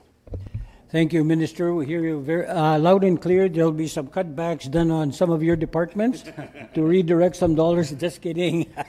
But 5%. Anyway, if we can't laugh, what can we do? But anyway, good comment. And there's actually behind the scenes, there's quite a bit of work that's being done by ministers. We're steadily practicing to be able to communicate, collaborate, work together, because each department affects each other. And I've always said that it's important for ministers to communicate, to be able to plan together for the best outcomes that we can have, and the concerns we have and the ideas of our people in our council, and their ideas coming from their regions and their communities. With that, I'll turn it over to the CEO.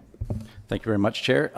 In terms of, just wanted to reiterate that absolutely, if any of you have names of veterans or people who are currently serving that would like to be on our list of Dumont Scouts. And in terms of the youth ones, it was just the fact that they are part of the youth council, and thought, in the last term they didn't want to participate as a Dumont Scout because they wanted to actually participate in the governance of our government.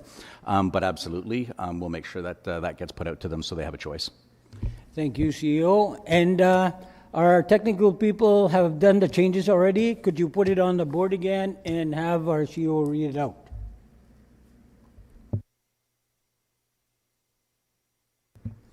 Therefore, be it resolved that the Provincial Métis Council appoints the following individuals as Dumont Scouts for the Métis Nation Legislative Assembly to be held on May 22nd to 24th, 2026. John Belanger, Dave Arnott, Rick Mackay, one Métis Youth Dumont Scout, pending availability, dated this 27th of March 2026, moved by Ryan Carrier, ER1, seconded by Michelle Leclerc, Vice President. And I call question, not just kidding. That question has been called by the Vice President. Anyway, we'll vote on it now. All in favor? Can I see the screen, please? What's the count we have on the screen? Somebody be on top of it. Passed. Abstentions? Against? Abstentions? See none? You passed unanimously. Thank you very much, Council. Thank you, President McCallum, and all of our council members. We'll move now to a resolution, Métis Addictions Council of Saskatchewan Board of Directors appointment.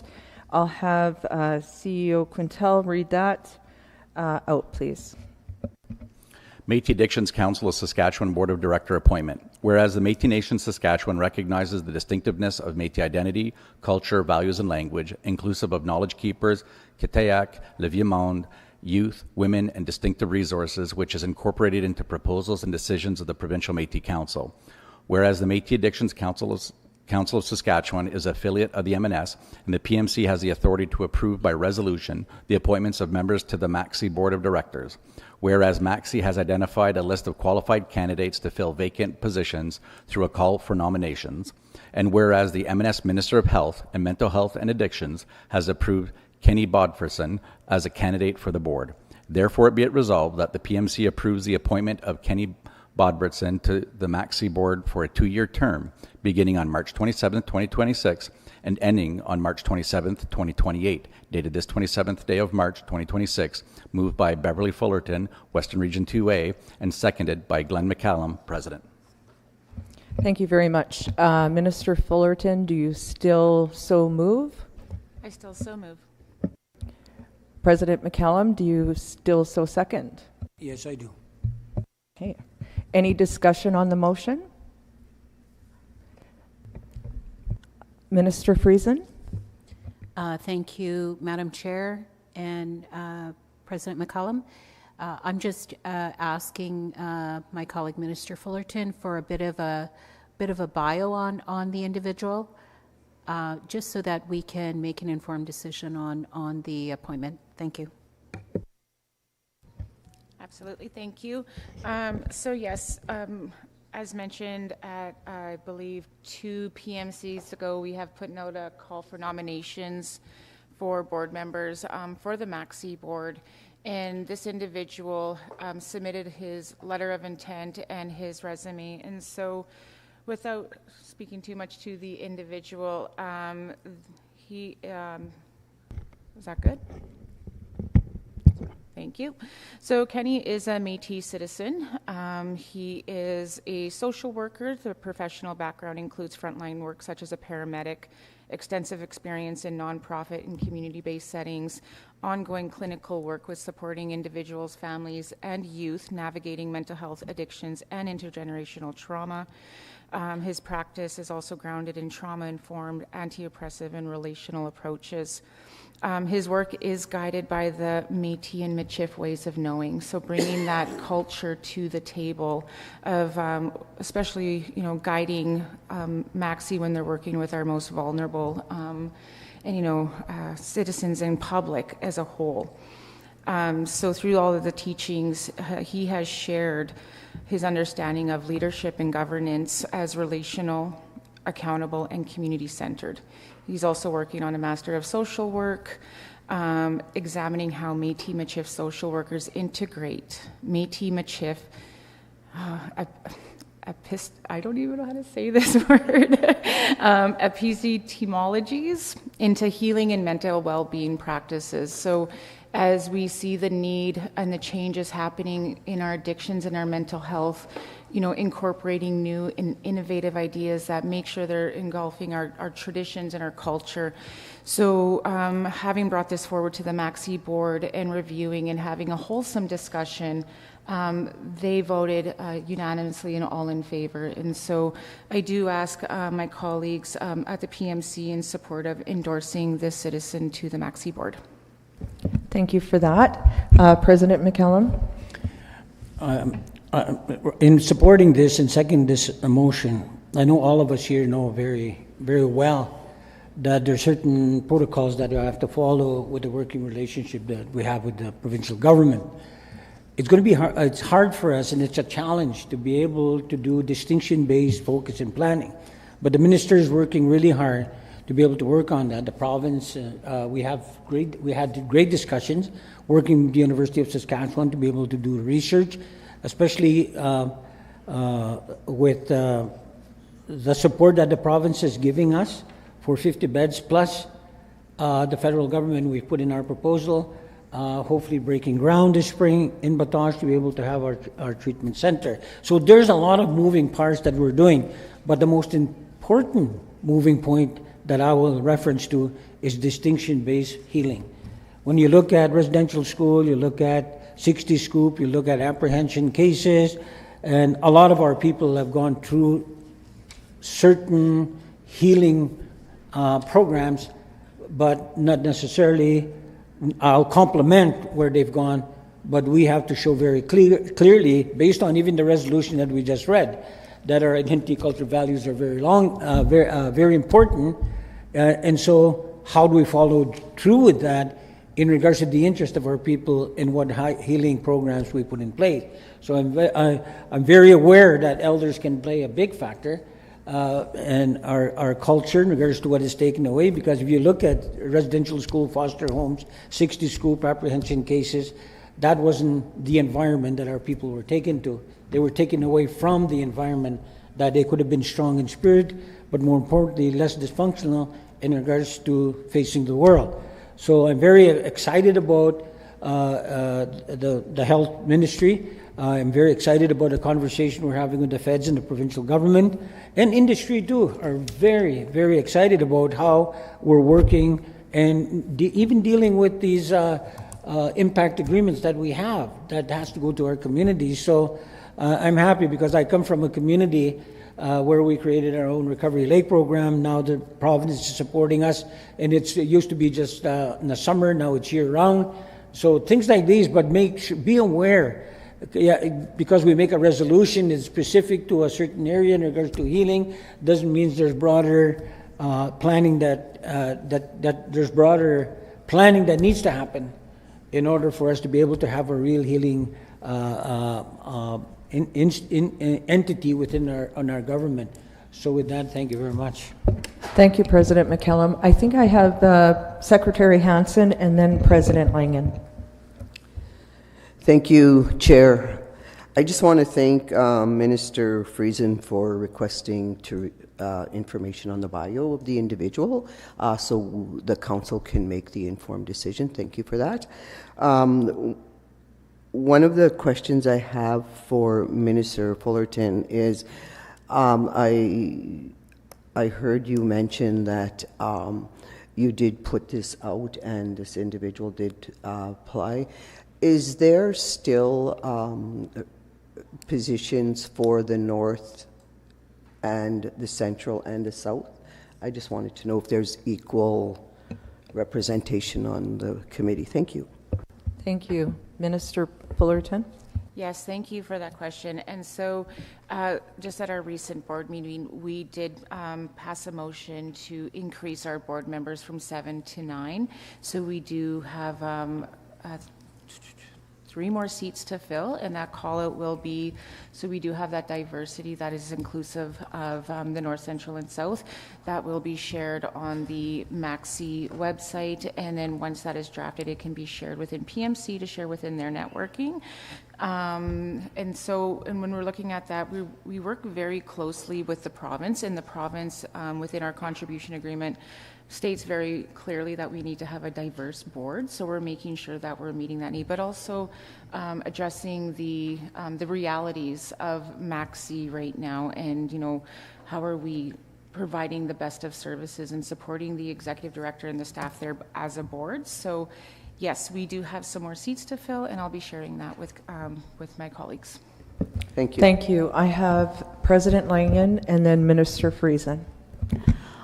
Thank you so much for that update, and I'm glad to hear that there's more positions coming available, and it would be awesome to have it shared on our M&S website as well. As a former employee of MACSI, as well as Minister Kennedy, we were both worked for MACSI at the same time. It's really nice to hear the credentials of this board member that's going to be placed on MACSI, because at one time it was just kind of whoever, whether they had understood addictions or whatever else. So I'm glad to hear that they have a really well educated person that's coming on board. That's really good to hear. Thank you. Thank you. Minister Friesen? Thank you, Madam Chair. I just wanted to add on to what Minister Fullerton is saying about the board composition. I think for several years now, MACSI has increased its visibility due to the board composition, and the members of the board come with possibly lived experience, but also experience in the field. These board members are exemplary in their role in the field of mental health and addictions, i.e. as psychologists, clinicians, people who have worked in the front line, people who understand mental health in this province. And I am very proud of the fact that we had changed the composition several years ago to include people with diverse backgrounds, as Minister Fullerton has indicated. And the composition was also transparent, the fact that there is a nomination package that MACSI presents to community, and also to, I agree, it should be on the M&S website, that nomination package, and there is a governance selection committee with MACSI. So all this governance structure was reviewed and revised several years ago. So now they are very, very strong, a very strong board that advocates for citizens with lived experience. Thank you. Thank you. Minister Morasti? Thank you, Madam Chair. And as a person with a 25-year lived experience, PhD on the wall, I appreciate MACSI and all the work it's done over the decades. I look forward to the days where we focus more on our land-based healing, reconnecting our citizens to our roots. And I continue to support our minister with the work and the vision she's laying out going forward with our health and mental health and addictions portfolio and the file. It's a major file. We did declare a state of emergency last summer on drugs, gangs, and violence, so I look forward to doing that work in the near future. I know I've talked to our legal team about picking up on that file, so just want to say that out loud, that is a priority for our government. I look forward to doing the work. I support the vision of our minister, and I so call question. Thank you for that. Question has been called. I have no one on the speakers list, so there's no need for a vote on question. I will call for a vote on the resolution or the motion. All those in favor? I'm just looking online.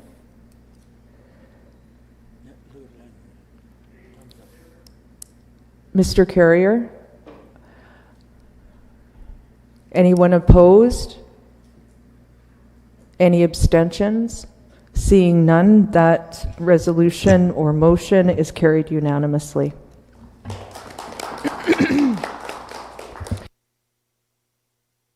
We have a miracle on our hands. We're 20 minutes early for lunch. So we can break now, or we can start your presentation, Minister. You've probably got your people lined up for 1 o'clock. So let's break a little early and visit a little bit more. Thank you.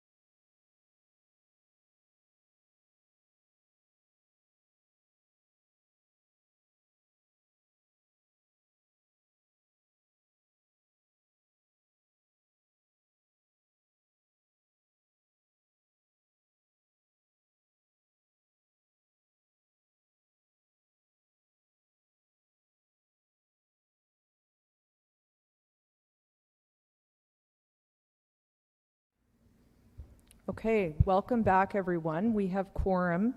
Next on the agenda, we have the finance update, and so I'm going to call on Minister Friesen to start us out and lead us through this agenda item. Thank you, Madam Chair, and thank you for all those online supporting your Métis Nation-Saskatchewan Government. I would like to also recognize that we have the Director of Finance, Echo Ken, online, who's going to provide the variance analysis for Q3, a presentation, and if you can just keep your questions until the end of the presentation, I would appreciate that. By all means, I'll support answering the questions, and also Echo is here, and we're missing one important member of the finance team, which is our Chief Operating Officer, Matt Vermette. He's currently on vacation. We wish him well. Hopefully he's enjoying himself, and well-deserved vacation too, I might add. So we'll do our best to answer your questions, and I'll just move it over to Echo to start the presentation. Thank you. Thank you, Minister, and good afternoon, everyone. Good afternoon, Elder and the PMC. Thank you for joining us. Okay, without further delay, let's get into the presentation. Okay, we can move on to the next slide, and maybe just a request for me, if it's possible to allow me to share screen and maybe just help with the flow a little bit better, because we're going to go back and forth when we're explaining the numbers to provide more insight about the numbers and the outcomes. Is that okay? Yeah, that's fine. Okay, awesome. I will share my screen right now.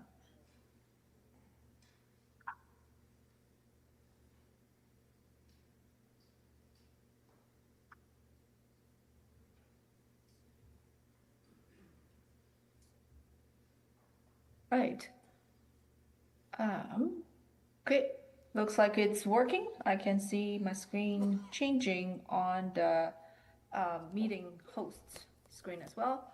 Okay, so in today's presentation and report, we will go through our financial compliance matrix, the Q3 financial health snapshot, Q3 variance report, variances by ministry, major infrastructure project analysis, grants to regions and locals analysis, and variance analysis notes and highlights. During our presentation of the finance committee meeting, we received feedback on, some of the notes and insights or highlights should be provided while we're going over the numbers. So we'll do that today, and I will, bring the notes and highlights up right after we look at some of the numbers and variances, and that will just help everyone to receive a clearer picture and more relatable kind of reasons and analysis of why we have those variances and how do we mitigate it, all the risks and issues, and how do we move forward. All right, and at the end of the presentation, we'll have time for questions and discussion. Okay, so everyone can still see my screen, correct? Thumbs up, Jay. Assuming that is yes. Okay. Echo, sorry, it's Richard. Are you able to enlarge the portion that you're speaking of, because your screen sharing? We're going to see if we can try to enlarge it here on the screen. 1 second.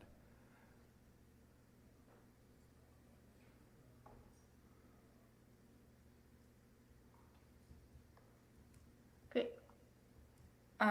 Let me know if I need to, further zoom in but I would just move left and right, and I don't know why it's jumping. Okay. Okay, thank you. This compliance matrix shows that which areas of compliance that finance is striving for to ensure our financial health and internal control is strong.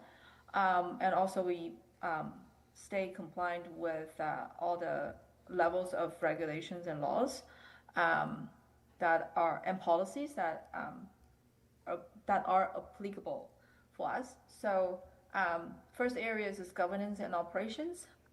In Q2, we are compliant. There's no major activities happened, and our approach is to continue the monitoring of this area. And the second one is CRA and payroll tax remittance and status. We're compliant. We finished our payroll tax reporting for 2025. We filed our WCB reporting and estimates, and everything is going well. GST, PST are being monitored and filed, especially PST is a quarterly filing requirement, so it has been maintained and done. Payroll remittance and returns are managed by ADP Payroll Services. It's a reliable and reputable service provider, and they take care of the remittance and filing the return portion for us, and we're compliant, and we continue to monitor all the requirements and the deadlines. Upcoming events is we're talking about Q3 here. So in Q1, we are doing our T4As and T4s for the past tax year. So that all have been done, and we're good here. Just a quick note. Okay, so the next compliant area is the grant and funding agreement reporting. We are all caught up and up to date.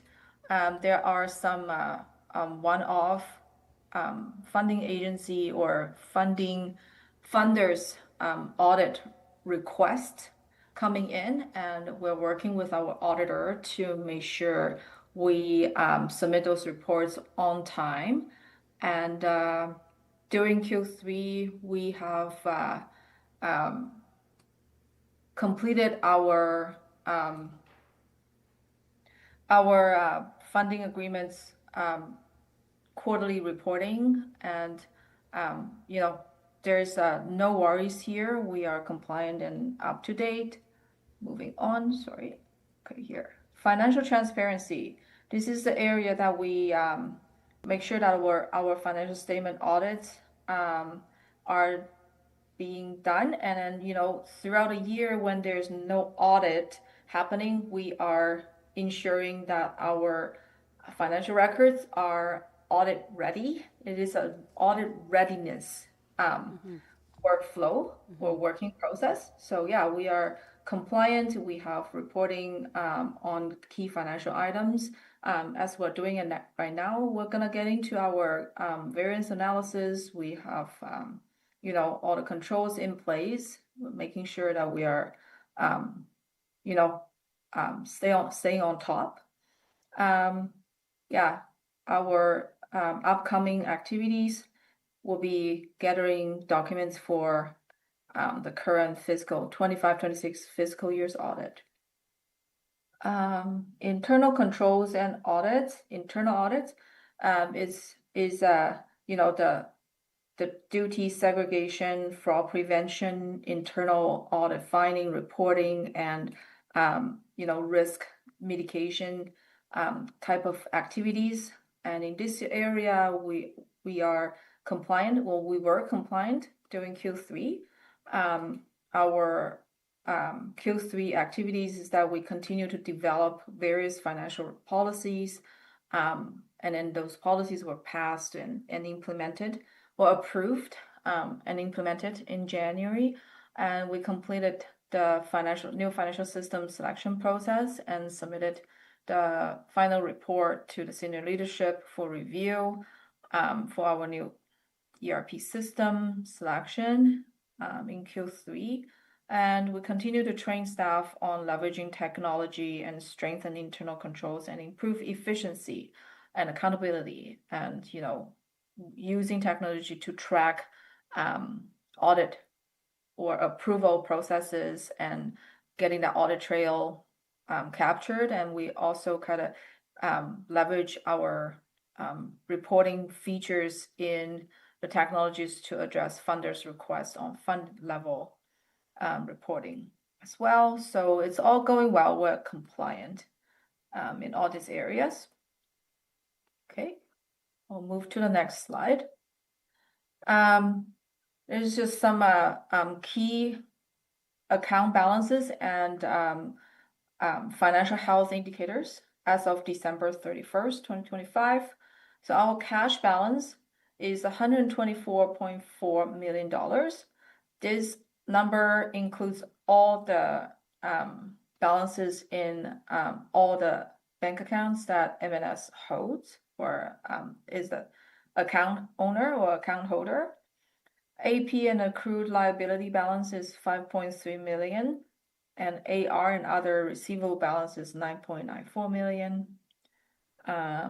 Long-term debt, this is a forgivable loan from SHC, Sask Housing Corp, is $425.5 thousand. Our working capital ratio is greater than 25 compared to second quarter 21. It is increased. That means that we have more working capital or current asset to cover our current liability. It is a good indicator. It is a healthy ratio, but when it's too high, it also indicates a little bit of a lacking in asset utilization, which we can get into, in our further reports and discussions. So the next slide is our Q3 consolidated revenue and expense report. I'll make it as big as possible. Okay, so we have different columns. The first column is budget, and then we compare our actuals to the budget and calculate the variances. When it is red for revenues, that means that we are a little bit behind. And when it is red in the expenses section, that means that we actually have a deficit or we overspend. But again, we will get into the highlights, notes, and insights to explain those variances. I see there's a hand up. Minister Lepoik. Well, I just wanted to mention the first slide you did share was online. Well, because I'm online, it was visible, but next slides that you're sharing are not online. Just if there's a technical error or something with that. So you guys cannot see the slides right now? I can't, no. The first one did show up, but not now. I am sharing. It shows that I'm sharing. Nope, now it is. Sorry. It's working. Oh, okay. Maybe it's just something on my computer. Sorry, thank you. Glad to hear that. Oh, okay, awesome. I was like, okay, that's not good. I was just talking to the black or the blank screen. Okay, great. Thank you, Minister. All right, so let's get into some details. We have received up to December 31st, 2025, in total between the federal government and other revenue sources, $291.7 million. Compared to our budget, we are actually ahead of time. There are some timing issues, and there are also some new funding sources coming in. Some of the smaller funds smaller funding agreements that we finalized after the PMC budget approval, and even the fiscal year started actually got trickled in and reflected in our actuals, but it does not change the PMC approved budget numbers. Also, you know, the large variances can be related to timing difference as well. Some of the funders, especially the federal CERNAC and ISC funding agencies, like to pay a larger amount upfront of the year early in the year, say 60% or 70% in the first quarter, and then they slowly reduce the funding release in the following quarters. Echo, can I just jump in here, please? It's Minister Friesen. Thank you. Yeah. As Echo has indicated, so you'll see the reflection of what she's saying is in red, meaning, and then the actual what we have received is more than the budget. So the amount there in red is based on the trickle-in funding agreements that we have received. So those allocations for those funding agreements of, you know, for an overage of 35 million will reflect in the next fiscal year under those budget expenses or program delivery expenses under those specific ministries that we've received the funding for. So we need to reflect it in the consolidated analysis. However, they have been allocated specifically and are restricted to specific program dollars. Am I correct in that, Echo? Yes, that's correct, okay. Minister. Yeah. And also the timing difference plays a role as well. So I would say majority of this portion of the majority of the 35.5 million is the timing difference. We received a larger amount upfront from the existing funding agreement, and smaller amount. You know, the amount reduces in the latter part of the year. Okay. Thank you, Minister, for the clarification, and we'll keep going. Looking at the expenses line items.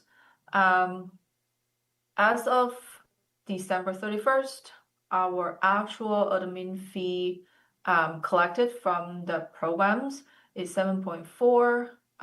This is a matching offset for admin fee recovery. So whatever we gathered from the programs is what we put into admin fee recovery. Salaries and benefits is 24.3 million. We're a little bit behind, but it's not a large amount. And grants to citizens, we're able to disperse almost $30 million. Compared to prior year, this is actually an increase in amounts. And grants to regions and locals, we have reported $5 million at the end of the third quarter. We have more information on, you know, some of the grants to locals and regions to share in a later slide. And the grants to external parties, it is mainly the Métis housing external party, rural and remote housing strategies disbursement. A little ahead of time, but it's manageable and we're closely monitoring it. Program deliveries expenses is our operating expenses that's directly related to programs such as travel and conferences, whatnot. Internal transfer out and in, those are the services provided to various programs by our internal services departments, and then transfer in is what the programs and departments with a funding agreement you know, recognized on their side. to reflect that they have used how much of the internal transfer or internal services values. And the other operating expenses covers some of the IT and accounting and other related, back office support and management oversight expenses. So overall, we are managing our spending very conservatively. We have a $48 million behind the plan actual, and it is there's more insights and analysis coming up. So I'm not gonna dive into all of those numbers too much as of now. And when we look at our capital expenditures, we have recognized $18 million in the first 3 quarters, compared to budget is $62.8 million. So this area has a bit of a lacking, and I'm gonna go to the detailed reports. Sorry, just 1 second, Echo. I know you can't see who's in the room. I do have President Langen. What Minister Friesen has asked is if you can write down your questions and hold them to the end, and then if anybody wants to acknowledge that they want to speak after Echo's done, I'm making my list now. Okay. Thank you, Echo. Sorry about that. Thank you, Vice President. Sure, yeah, no problem at all. I think that, some of the questions will be addressed right away here. I'm just gonna, touch on some of the numbers that we have the large variances right away before we get into more numbers, by the order of the slides. So we talked about there's a significant lacking in the infrastructure or the capital expenditure areas. So here is the list of our major capital projects and the year-to-date actuals that's recognized right now. There is some significant completions and progresses in our Prince Albert and Saskatoon MELCE buildings or sites, and there are some movements in our rural Mafami centers or offices, and housing is chugging away, but the overall total budget reflects multi-year budgets that are available or that we aim to spend. So when the delays of projects happens, which in capital projects it's very common, it is the main driver of the variances. And we have had some major delays in the Regina land acquisition. We have some delays in the Healing Lodge project. So there's a lot of things that plays a role here, and the development, the land development and building regulations and codes, all of those play a major role in the delays. And we're managing it with our funders, managing it with, closely working with all layers of the regulators to ensure that we're moving forward and hitting our targets as good as we can.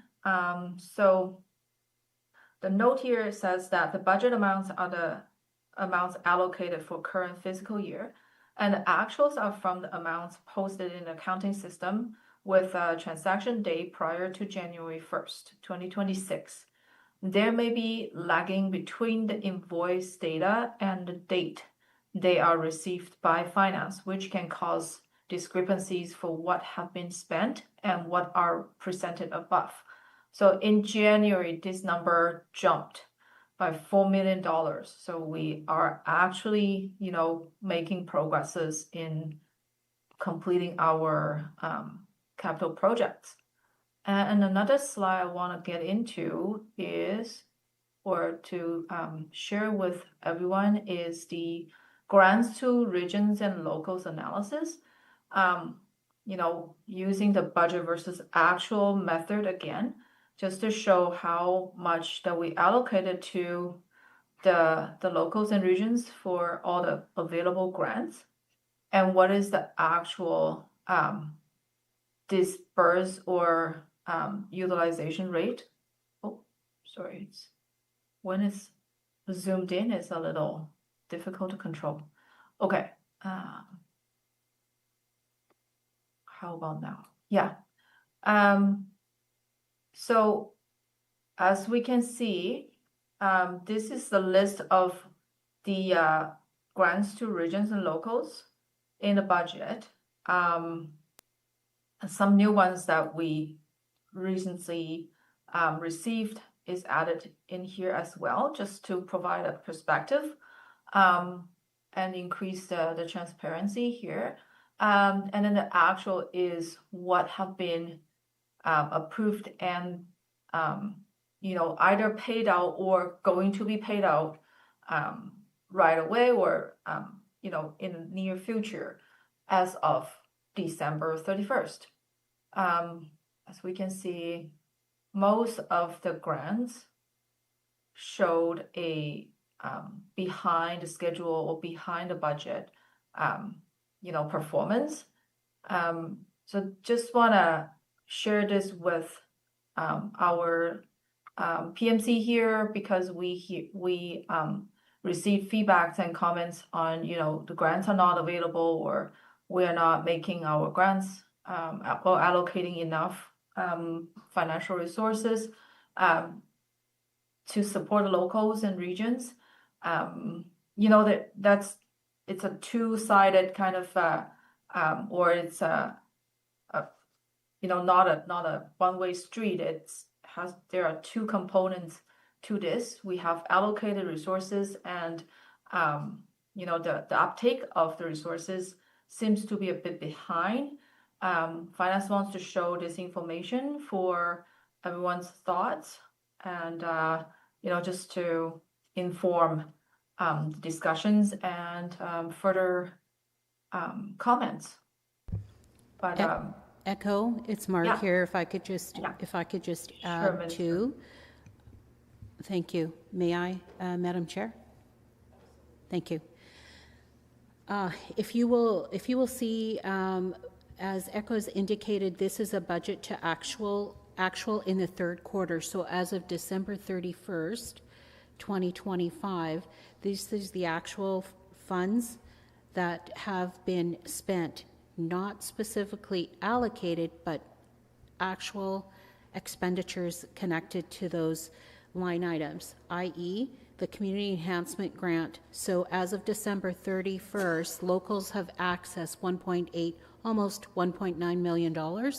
So you will see the left to spend 2.5, almost 2.6. That will considerably be depleted as as we move through the end of the fiscal year. So we still have January, February, and March, and I know that locals are have their reporting in or have their proposals in, and they're spending the dollars that were allocated to them for that grant.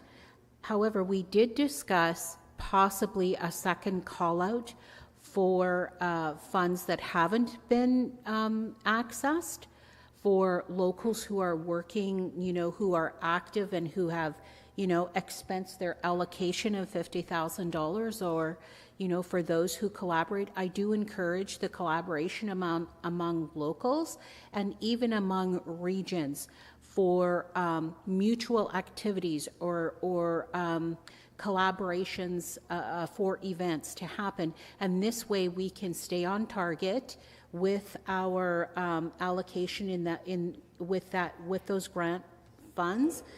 But we have not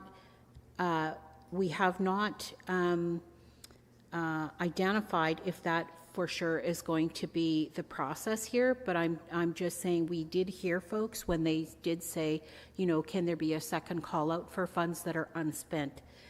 And that goes for all the grants that are available to locals.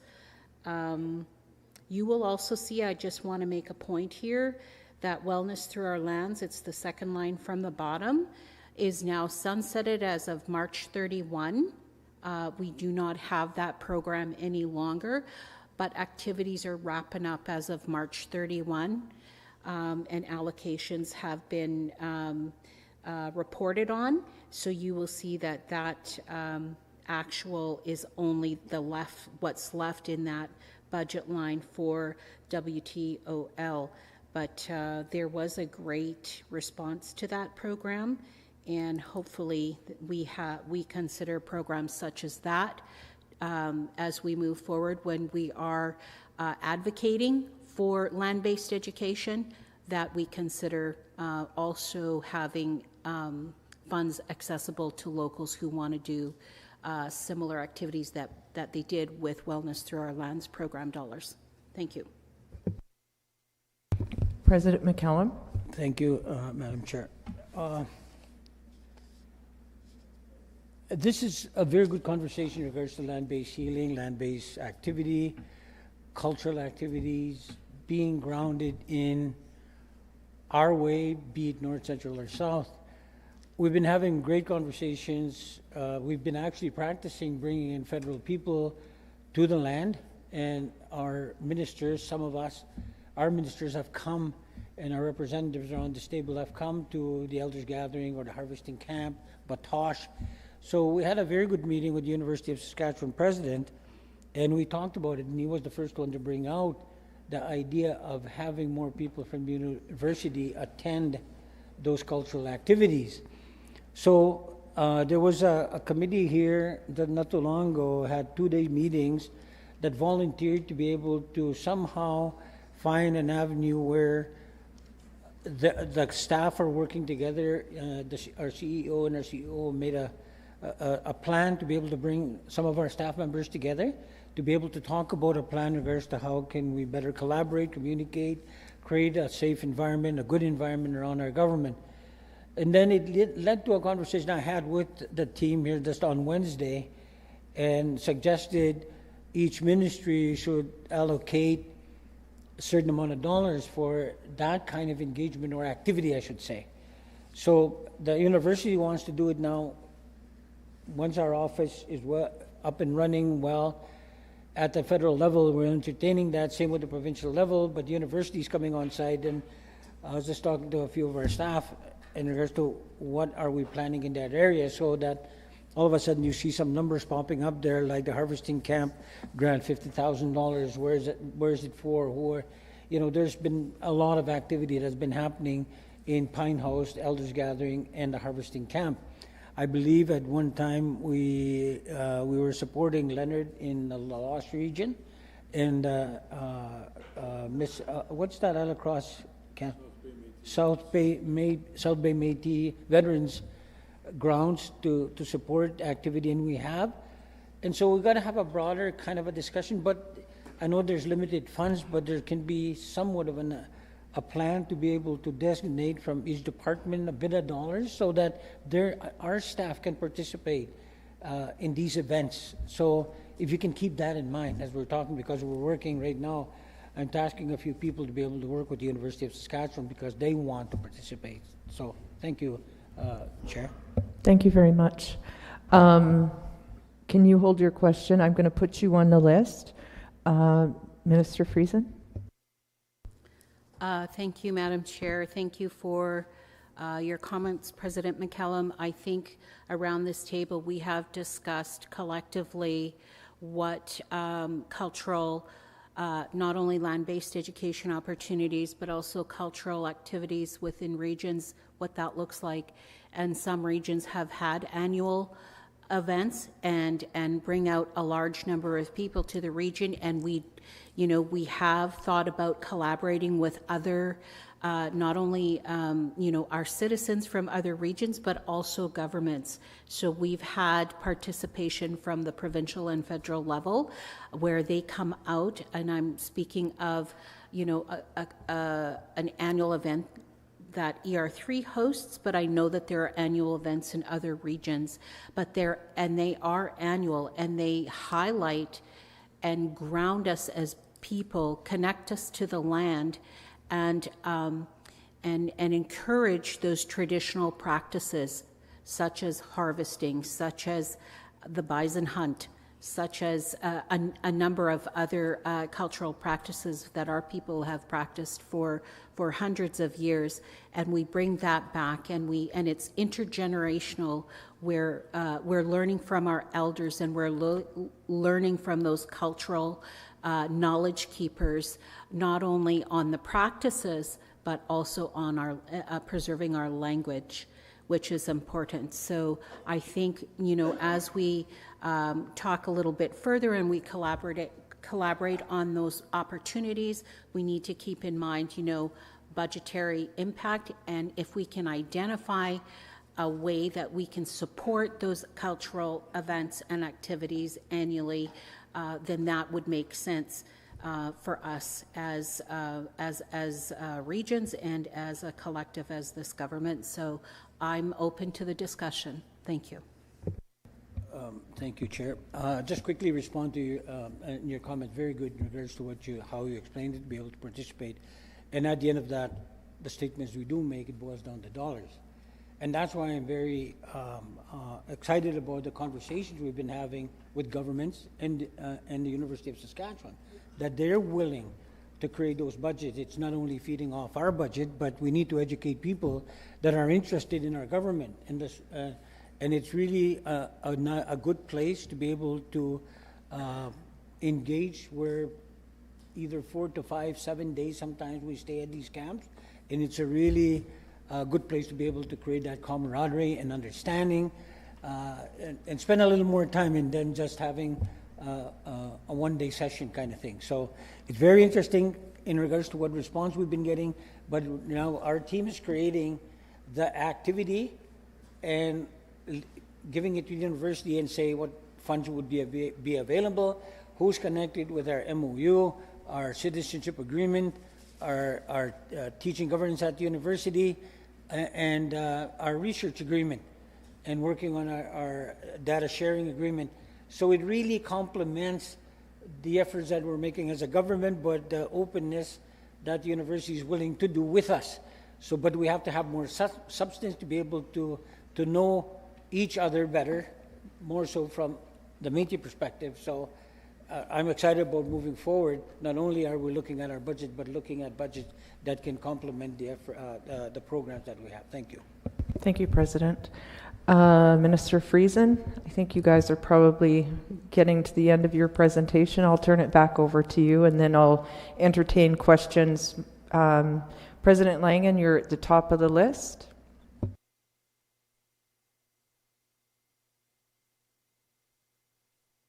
Okay, Madam Chair, I am gathering that I can continue and finish this presentation.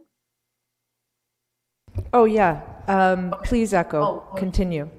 Okay, sounds good. All right, so I do want to share some of the highlights and notes with everyone here, and that will add more context to the numbers that we just reviewed together.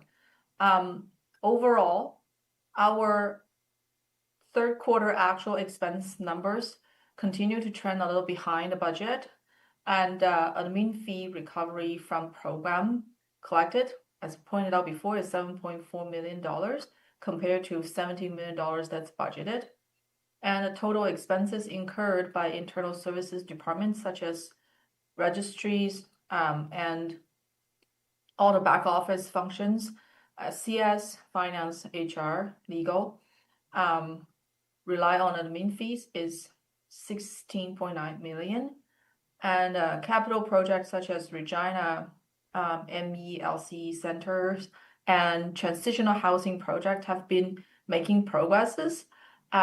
In January 2026, that we have signed, we have paid a deposit for the land, and in March, the land title transfer has been finalized.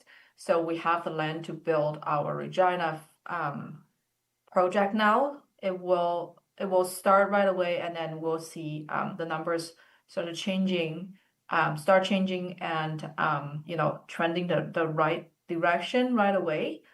There have been actions taken to increase grant awareness and assistance made available to the allocation to access the grants, such as wellness through our land, community mental wealth grants, CEG, post-secondary emergency students support, and other grants. And as Minister Friesen mentioned before, and we're collaborating with locals, regions, and our departments to make sure that there's a opportunity for the second intake, and also opportunities for locals that just need a bit of help to complete the grant, receive the help when they need it.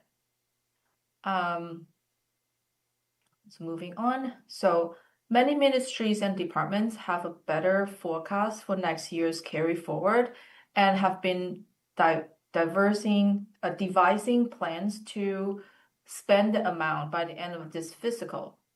And Land and Environment's actual revenues and carry forwards were higher than initially budgeted.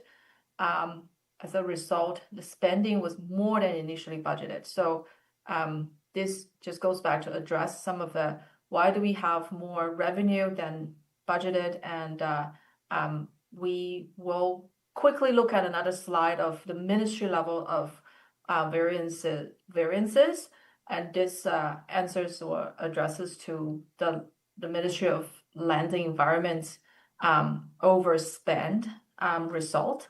That's mainly because that they received more new grants in current year. So housing and homelessness have worked with their funders to confirm amounts they can carry forward into next year, and are on track to meet their approved carry forward amounts. And this is one of the reasons that we are monitoring the admin fee recovery dollars that, we're very behind budget, but how can we manage that, and how do we know if it is a real concern or not? This is one of the elements that we kind of use to assess whether we should be very concerned about it or not. So when a department or have already received a permission from the funders to have a certain amount to carry forward, then the admin dollars will eventually come in, and there's always that timing difference for admin fee gathered or collected from the programs and admin fee required, but we are staying on top and working very closely with the funder and the departments to make sure that we're not over carrying forward any funds that need to be spent, and we are collecting the admin fees based on a plan that we have a plan to manage that. Health and mental health addictions actually have less funding than they initially budgeted. They're on track to spend what they can within with minimal carry forwards. They are planning to reduce operations next year, as many of the funding are sunsetting as of this year, and we have discussed this issue before, and have made very quick strategies and actions, taken very immediate actions to address the citizens' needs and the funding, not being available issue. Okay, so one more slide of notes and highlights. Language is allocating the funds in the fourth quarter to support the Métis local in delivering Michif language learning and revitalization initiatives through a grant fund to minimize carry forward. ELCC will have a considerable amount of carry forward, but it is allowed and permitted by the funder. And this will be allocated towards our MELC operations and new citizen, local, regional, and educational funding programs. They are currently working on delivering as much as ELCC programs to citizens and locals as possible this year. So those are the highlights. I don't think that we need to, review some of the slides that has more numbers on them. I just want to quickly show everyone what they all entail or includes. So we reviewed the budget versus actual by expenses categories, and this is just the presentation or the report of budget versus actual by ministry or by department. Yeah, so we already kind of touched on the variances and provided some insight, and this is just a showing of the report, so that everyone is not wondering what are we talking about, did we finish all the slides. So this concludes all the slides that is included in the package. My presentation is officially completed, and now it's questions and discussions. Thank you, Echo. If I may, Madam Chair, thank you. Thank you, Echo, for the presentation. Of course, this is for information purposes only. There's no decision to be made here, but we did want to be transparent and let you know, because it was a commitment to all of you and all those online and our citizens that we would do variance analysis throughout the year, and we decided what we would do it quarterly because that makes sense, just so that we can monitor our budget and our expenses and have that analysis as to where we're at with budget, if we're over or under. I do want to commend the ministries and the departments for ensuring that they are monitoring their budgets more closely, because of course we don't want to get to the end of the year and find out that we've grossly underspent or overspent in any department. We want to be able to address any concerns when it's allocated funds or budgeted funds, why, and figure out why and how we can improve on our spending habits. So the reporting for allocated funds and expenses is transparent, and we need to have open communication. And I also want to thank all the ministers working with their departments to have input on those work plans and those budgets, and monitoring those budgets alongside our departments and ministries, so that we know exactly where we're at in those areas. I had a couple of points here. I did want to acknowledge also that the ministry that has been most impacted by federal cuts in funding is mental health and addictions and the Ministry of Health. I know that Minister Fullerton is working really hard to advocate in those spaces with our funding partners, including the province. So that is yet to come. We can't focus on the cuts. We have to focus on how we can improve and how we can build out those programs and services that are so impactful and effective in that space. And also, we also recognize that there is some underspending. So we are working with those ministries to ensure that we have, program delivery is happening, program design as promised is happening in development, and that the allocation for ELCC is going to be online with what we anticipated for this fiscal year and the next. Also, there was one more thing I was going to say, but now it's kind of slipped my mind here. But I do want to commend the departments and the staff within those departments, because we're working together to build out program and service delivery, and of course, alongside budget. So I want to thank you all for all your participation and all your input, because it's really important that we stay on track. And if we're not on track, why are we not on track?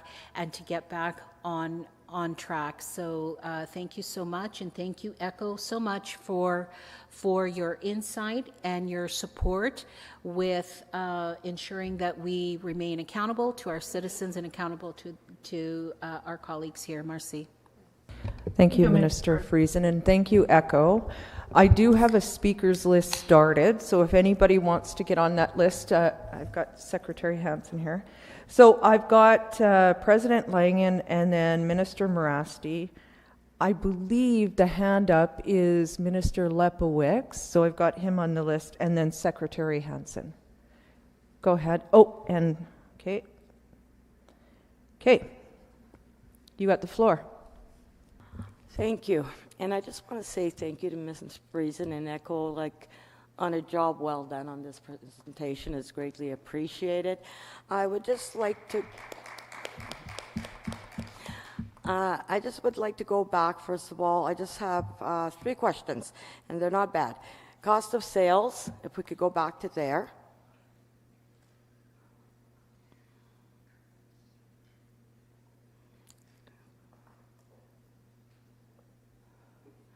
If we could make it a little bit bigger, please.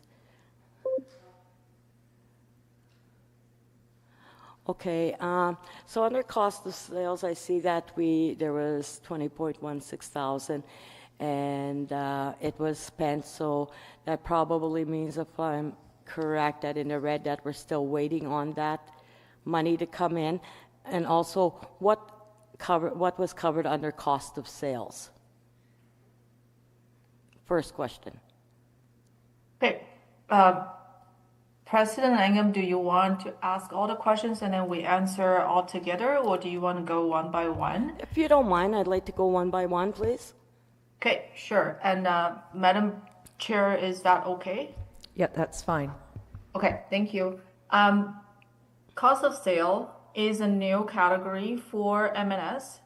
It is the cost of purchasing inventories for our online stores, our pop-up merchandise sales kiosk, and various other stores, such as our Ottawa's Le Magazine, supplies with inventories. And then this is the cost that we recognized when we have a sales. So the sales from our small cost recovery based sales revenue stream are recognized within this $5.5 million figure, and the cost to the sales or the supplies, however you call it, is the $20,000. Thank you, ECHO. I think Minister Friesen wants to just add to that for your answer. Thank you, ECHO. That is a very good observation, President Langen. Thank you for the question. Yes, it's a new line because we are now in a space where we are purchasing inventory. We've always had inventory like t-shirts and hoodies and those kinds of things, and now people are requesting, hey, where can I get where can I get that merch?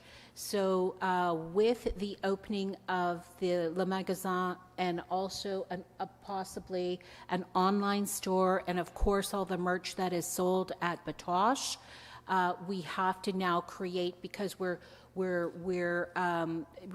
it's a revenue stream for us now where it wasn't before, but the cost of sales is just the inventory. So you will see in future a revenue line for goods sold.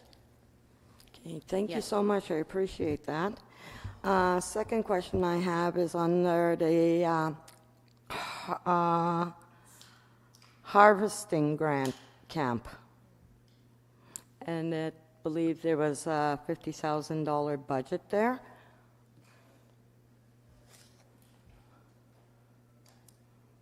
So under this, I'm just wondering, like, it's showing that it hasn't actually been spent yet, it's still there. How does one access this money, or is there going to be any of these harvesting camps held anywhere? And if so, where? Because I know I would definitely be interested in having some kids attend one of these, so I'd just like to know about this. Thank you for that question. Believe Minister Friesen is going to answer that. Thank you, President Langen, for the question, and absolutely.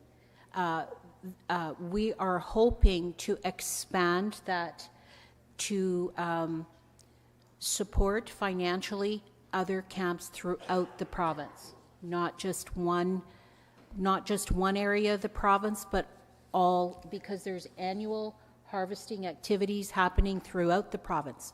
And so we'd like to ensure that those activities or events are open to all citizens. And we want to be having a discussion.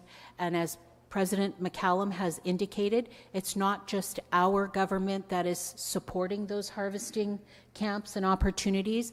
We're reaching out to our government partners, the private sector, corporations, to actually help fund these opportunities, because they're also part of our partnership space, and so that's already in the works with possible partnerships with other sectors such as corporate and private sector. Yeah. Okay, is there any of these harvesting camps going on anywhere throughout the province right now, where maybe possibly other youth from throughout the province could be invited to attend, or? Thanks, Chair. Anyway, there is money floating around there already. There's some activity going on and commitment from industry, like the minister referenced to. They're willing to help as long as we plan together in regards to why we're doing it. And that's why it's crucial for our government and the ministers that are sitting in the representative of the region sitting here to be able to have, even on economic development, to be able to have those regional meetings, to be able to sit together, start formalizing a plan in regards to what research is going to be done regarding the impact that industry is doing in your regions. Because at the end of the day, they will be more than happy and willing to participate with you in regards to the activities that are going on. And the ministers that are here that are responsible for certain files have an obligation to be able to begin that conversation with the federal government, provincial government, industry, institutions, like what I'm trying to connect those dots, and they're willing to do it. It's just a matter of formalizing a plan, which I've asked Daryl and Kurt to do. Kurt represents the University of Saskatchewan. Daryl works for us, and I've talked to our CEO and our COO in regards to that plan. We've been talking about it, so we're formalizing a plan. It's not as if there's nothing there. Once you're at that point, to be able to be engaged more in regards to what the plan is, that plan will be formalized and will be emailed to everybody as we begin to move forward. So there's a lot of interesting, exciting avenues that we can take to be able to promote our cultural activities, on the ground programming, so that everybody's on the same by industry, but more importantly, in regards to not only expecting our government always to be able to come up with the funding. So we'll continue this conversation. Thank you, Chair. Yeah. Okay, thank you, President. Like I really so look forward to seeing these kinds of camps throughout the province. I'm very excited about it, especially for our youth. Then my last question is, has under local event support for $75,000, and it says the $75,000 has gone out. Can we find out where exactly this $75,000 went out? And when it comes up again, like how do locals apply for these dollars, I guess? Thank you. Last question. Echo, can you shed some light on that? Yeah, I am just looking right into it right now.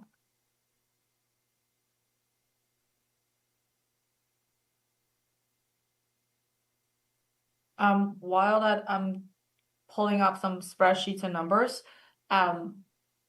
just for the conscious of time, we can have that have the second or the next speaker. If Madam Chair, you would like to do that. Yeah, that would be fine.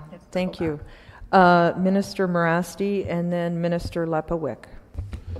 Thank you, Madam Chair, and thank you to the finance team for the report.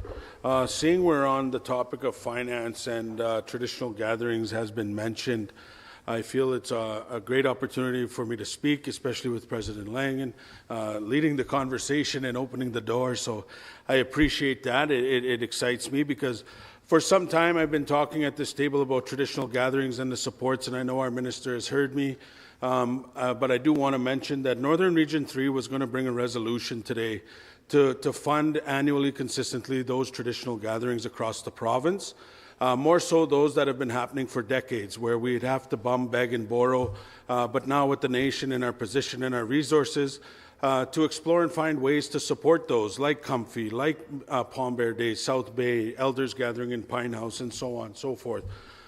So instead of focusing on those four that we know have been happening traditionally for 10 plus years, some even longer, NR3 is considering that resolution to ask for $125,000 per region at a total of $1.5 million across the board, and then each region would distribute amongst their councils based on conversations and collaboration on how they use those funds. That's an idea. I was leaving that resolution off the table for the reason that the operating officer and acting CEO at the time was going to work on some things. We haven't heard back.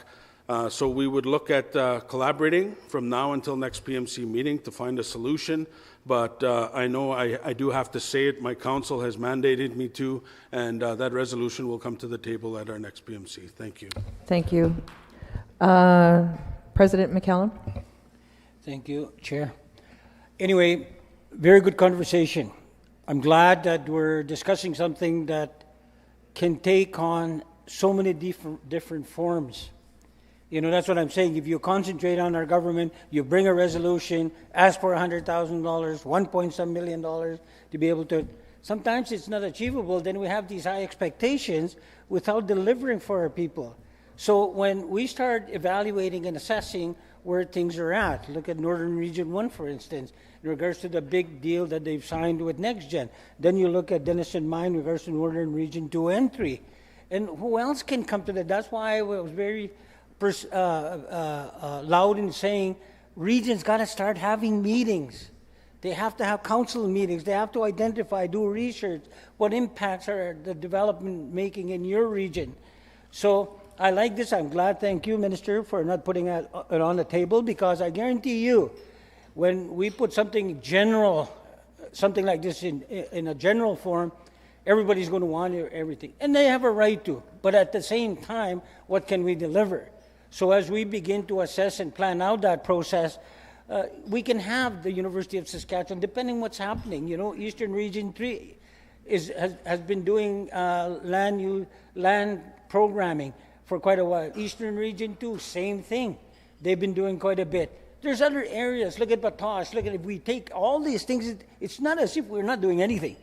There's a lot of activity happening, but we've got to be very precise and having a proposal to be able to do the things that we're saying we want to do. But I look forward to those kind of conversations. I would like to go to Yorkton, your region, to be able to sit with the council, to be able to discuss in regards to what impacts, who's making impact in your community, how do we do research. We have good negotiating teams to be able to go there and start doing the research, writing the letters, instead of having your region doing the work. We'll have the experts that have negotiated with Next Gen Dennis in mind, and the list goes on. So there's a lot of work to be done, but the intent is there in regards to what we'd like to see, but breaking it down in regards to North, Central, and South, what's available in those in those regions, and to be able to plan out a good process for everyone. Thank you very much, Chair.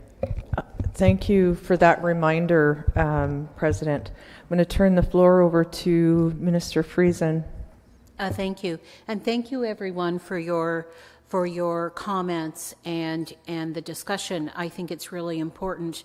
You know, this is on a side note here, but also to open the opportunity for discussion and most importantly, collaboration among regions and cross collaboration among ministries. I think it's really important. Just a highlight, and this is a great opportunity or a good example of regional capacity and collaboration, is that Eastern Region 3 and Northern Region 2 are doing a cultural exchange this summer. So that region participants will come to Eastern Region 3 to participate in our annual bison hunt and harvest, and participants from Eastern Region 3 will go to Northern Region 2 to participate in their traditional practices and events. I don't know what's in store, but that remains to be seen. I think there'll be a lot of fishing and canoeing and that kind of thing happening, but this is an example of how we can translate our traditional ways of knowing and doing across the province. It's just an idea, and I think it's a great one. And so that's an opportunity worth exploring for other regions too. Thank you. That's awesome. That's really exciting. So I have 4 people left on the speakers list. If anyone has any burning questions and you want to get on the speakers list again, then we can do that. I turn the floor to Minister Lepowick and then Secretary Hansen. Thank you. I just wanted to mention it. Some of my questions here have been addressed in regards. One of them was the harvesting grant by, and also just to acknowledge that, you know, the things that have the finance department has done, you know, to improve the transparency and reporting is a good job that finance is doing right now. And also that I know some of the grants that came out were available a little later in the year, so it made it a little challenging for some of the regions and locals to administer their programs. But there's some changes now that have been made that were different from last year, where these grants will be available, so it makes it a little easier to plan for the year ahead. And also, I just wanted to highlight, you know, also that, you know, the UPIP and CG grants, you know, that money, extra money that some locals may not have applied for whatever reason, maybe capacity, that money is still staying in the regions, and you know, the region can help and include all the locals. And I do, like President McCullum said, you know, like we have to have more regional council meetings. And Eastern Region 2A, we will be having regional council meetings every month for the second Monday of every month, and you're welcome to come anytime, and I'll be reaching out to invite you as well. And in regards to the harvesting and the cultural land-based teachings, I come from a background as a land-based teacher. And just to mention, I know it's not maybe publicized so much, but in Eastern Region 2A, a lot hadn't been happening for years, but last year we did have our first harvest, our bison harvest, with the Yorkton local participating in that one. And this year there will be 5 more locals that will be harvesting buffalo within Eastern Region 2A. So I just wanted to acknowledge, you know, the locals that have set up their, set their boards, got their, you know, they're operating and they're starting to do functions, and just to acknowledge that the work that's been done in Eastern Region 2A. And thank you. Thank you for that. I'll turn the floor over to Secretary Hansen and then Treasurer Denemy. Okay, I've got you on my list. Thank you, Madam Chair. I also would like to thank the team, the finance team, for their hard work and allowing this opportunity to happen with every other quadrant. The transparency and the accountability definitely shows. So with that being said, I have 4 questions, and I might as well ask them because we're moving forward here. Because of the time. First question I have is in regards to the ministry. You heard that, and please, Finance Minister Friesen, if you can respond to, you mentioned extra ministry funding, and Echo mentioned a timing difference, and then you talked about the trickling in fund. I was just wondering, we've had a lot of discussion around clarification on, in regards to the ministerial roles as we discuss the finances for the ministers. It's important that these elected portfolios are recognized and engaged. So I'm wondering if we've considered with this extra funds for the women and the youth to take their roles as appointed ministers to them because of all of the work that they have along with them. So if there's extra dollars and we are going to the MNLA, that might be something we would want to consider. If you could clarify that, because, how the roles are being aligned with the elected ministers' positions to ensure the proper representation is done. I've heard comments around the table in regards to women issues out there, and I know Youth President Heiser is doing a lot of great work, so if we could just, I'd like to have that acknowledged. Thank you. Minister Friesen. Thank you, Madam Chair. Thank you, Provincial Secretary, for your question. So the appointments to ministries has nothing to do with finance. It is the role of the President to appoint ministerial portfolios, and it has nothing to do with finance. So I understand that there's a lot of work being done in both areas, and that is a decision made by the President, and it has nothing to do with finance. And currently, I've not been engaged in exploring that conversation. So therefore, it doesn't impact finance at this time. Yeah. Do you want to move to your second question, or do you have a response? Sorry, I was just, as you were speaking with the extra money, I just thought that would be time to throw in a pitch for the portfolios here. So thank you for that. The next question, I'll move on to. Yes, I thank you for your clarification. So the funding that's been trickling in is specific to departments and ministries, i.e. mostly lands and environment, where those smaller funding agreements have come in after the budget has been approved. So they will be reflected in the next fiscal budget. It's not extra flexible funds, it's restricted funds to funding agreements with specific programs. Go ahead. Thank you. The next question I have is, I'm definitely aware that you mentioned there's no decisions made here, and this is an opportunity to just speak. In regards to the mental health, there was definitely under budgeted, and I know there was a lot of issues in regards to health. I know we had mentioned at one of the PMC meetings what processes we could put in place to prevent issues when we're sunsetting. Has any of that process started in regards to the mental health or any other departments where I know the distribution of funds? I just wanted to know that. Thank you. Thank you.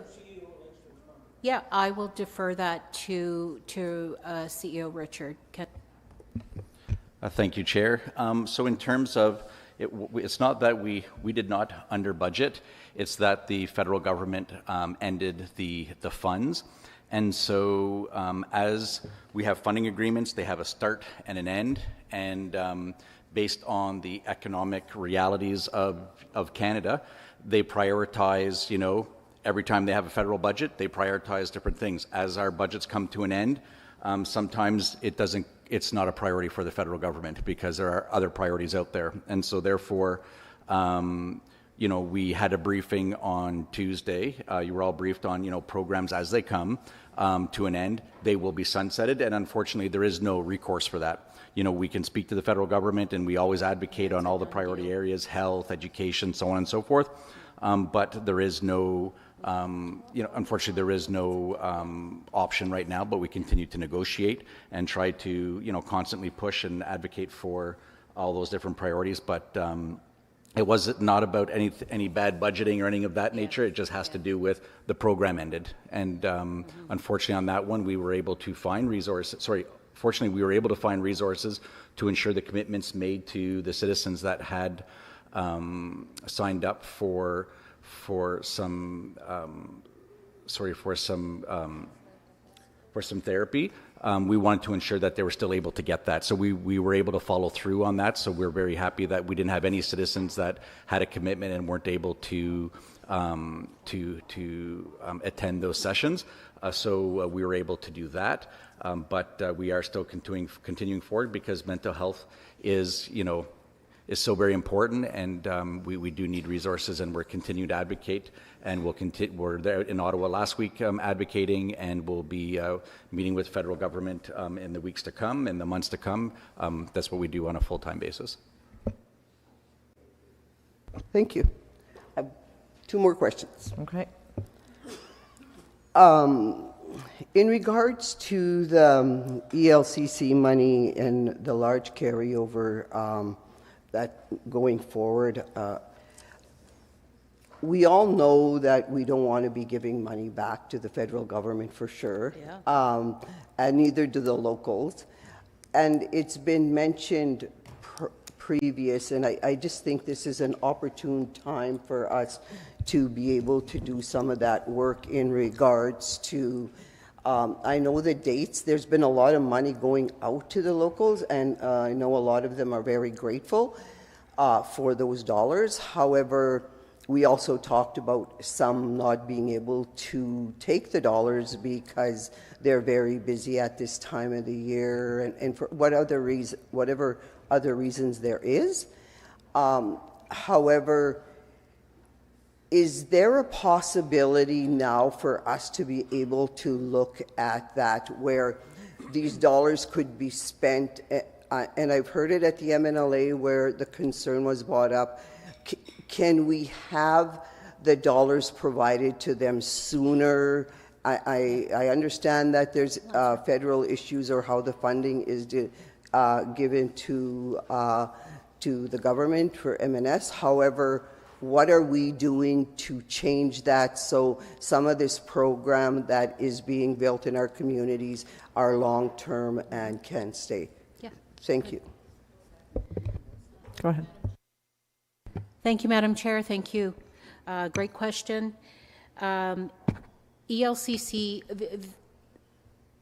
we understand that it's not a barrier. It's just a challenge in getting funding out the door that are allocated to that locals have access to. We understand that it's not just ELCC. There was a bit of a challenge with other areas that funding is accessible to locals. However, ELC is the primary one, and we're doing a better job to ensure that program accessibility and allocations to locals is, number one, the application process is much easier and less complicated, and number two, those dollars are getting out the door at the beginning of the fiscal year now, rather than mid-year or, the last quarter of the year where we're scrambling to spend the funds and to get the funds out the door.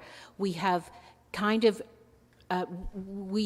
addressed those barriers to the access and to the reporting. So the application process has been reviewed, revised, and simplified so that access to dollars can happen sooner and those dollars are out the door in a timely fashion, i.e. the CEG grant funding for the next fiscal year. The request for proposals went out over a month ago. So those proposals will be in by the end of March, and then the funding will flow as soon as the proposals are approved. So the process has been improved, and we understand that it's been a barrier, the timing. So we are working along with our ministerial staff in those areas to improve that process for accessibility for locals. Absolutely, yeah. Okay, so one final question. Yeah, thank you. Thank you for that. It's nice to know the process is moving forward and getting better. And like I said, this is great to be able to have questions during, and not just that once a year. So good job. My next question is, we're coming to the end of the fiscal year here, and I was requested back in September to bring a binder of signed requests by the citizens requesting an audit, and I had gave it to the treasurer, and I never received an update on the status. And in order for us to be transparent and accountable, to understand what, I'd like to know where this is at and what process is being done. Thank you. Thank you, Secretary Hansen. I'll turn it over to Minister Friesen. Thank you. First of all, I'm not aware of any binder, but I can tell you with confidence that every year we have a financial audit. The audit is transparent and accountable to our citizens. It reflects the revenue and expenses of the current fiscal year or the previous fiscal year. And I have to tell you, by working with a national firm such as Myers Norris Penny, they have done a great job with us, working with a firm with that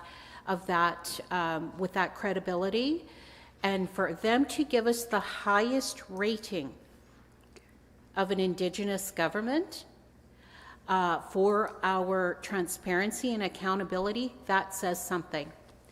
So if you're referring to a forensic audit, the only purpose for a forensic audit if it's flagged that there has been wrongdoing, or there's been mismanagement of funds, or there has been evidence of fraudulent activity. So working with the auditors, they do a very in-depth review of our finances. And it takes months to review and to request documentation of decisions made, financial decisions made, that impacts our government, impacts programs and services. So they do a sampling in all areas. It's not just one area here and what they go across the board. And so the sampling is intensive. You can refer to, ECHO can confirm this. We start that process getting all the documentation in order months before the audit process even begins. So I just want to provide some confidence and reassurance that there is no hidden agenda here when it comes to finance, and there certainly isn't any hidden hidden numbers or expenses or revenue somewhere out there in, you know, outside of our financial accounting practices. So that's my answer to that. And you know, if we have a lawyer in the room, they can confirm that, because I'm not a lawyer. However, we do follow the accounting practices that are set out in our internal controls, in our financial policies, and we're airtight. And we have had the highest rating in several years from a national firm on transparency.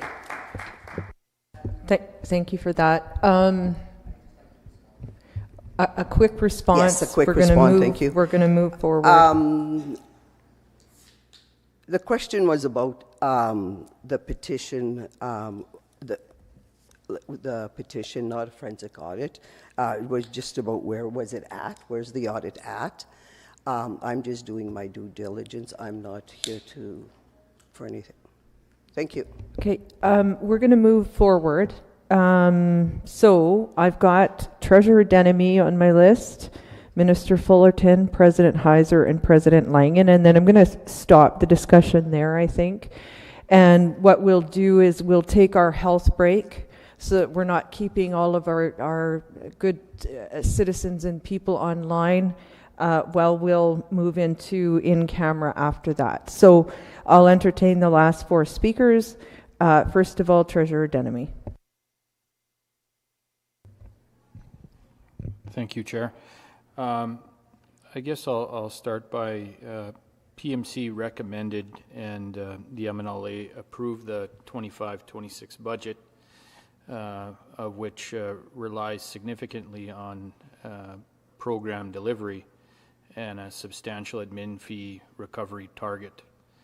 The core, I guess, oversight issue is that if approved spending does not occur, approved admin recovery also does not occur, and that creates operating pressure on the centralized services and raises a governance question on how the resulting gap is being covered, because there's a as ECHO has made us aware that there's a $9.5 million gap as of Q3.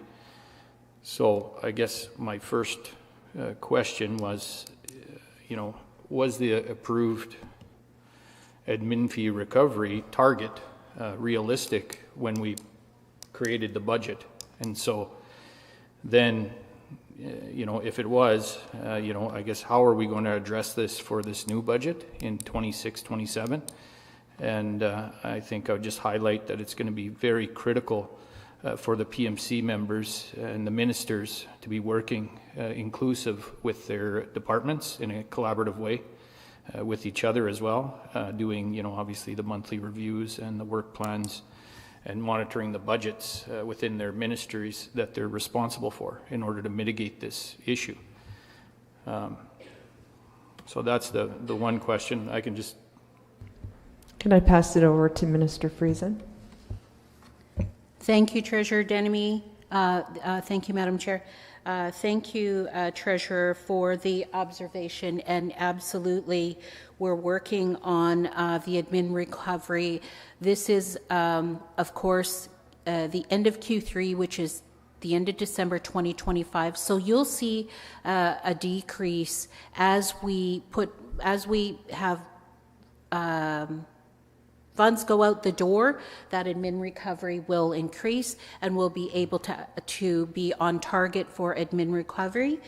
Your question was it an unrealistic proposed amount? No, it wasn't unrealistic. According to our funding agreements, that's how we determine admin fee recovery.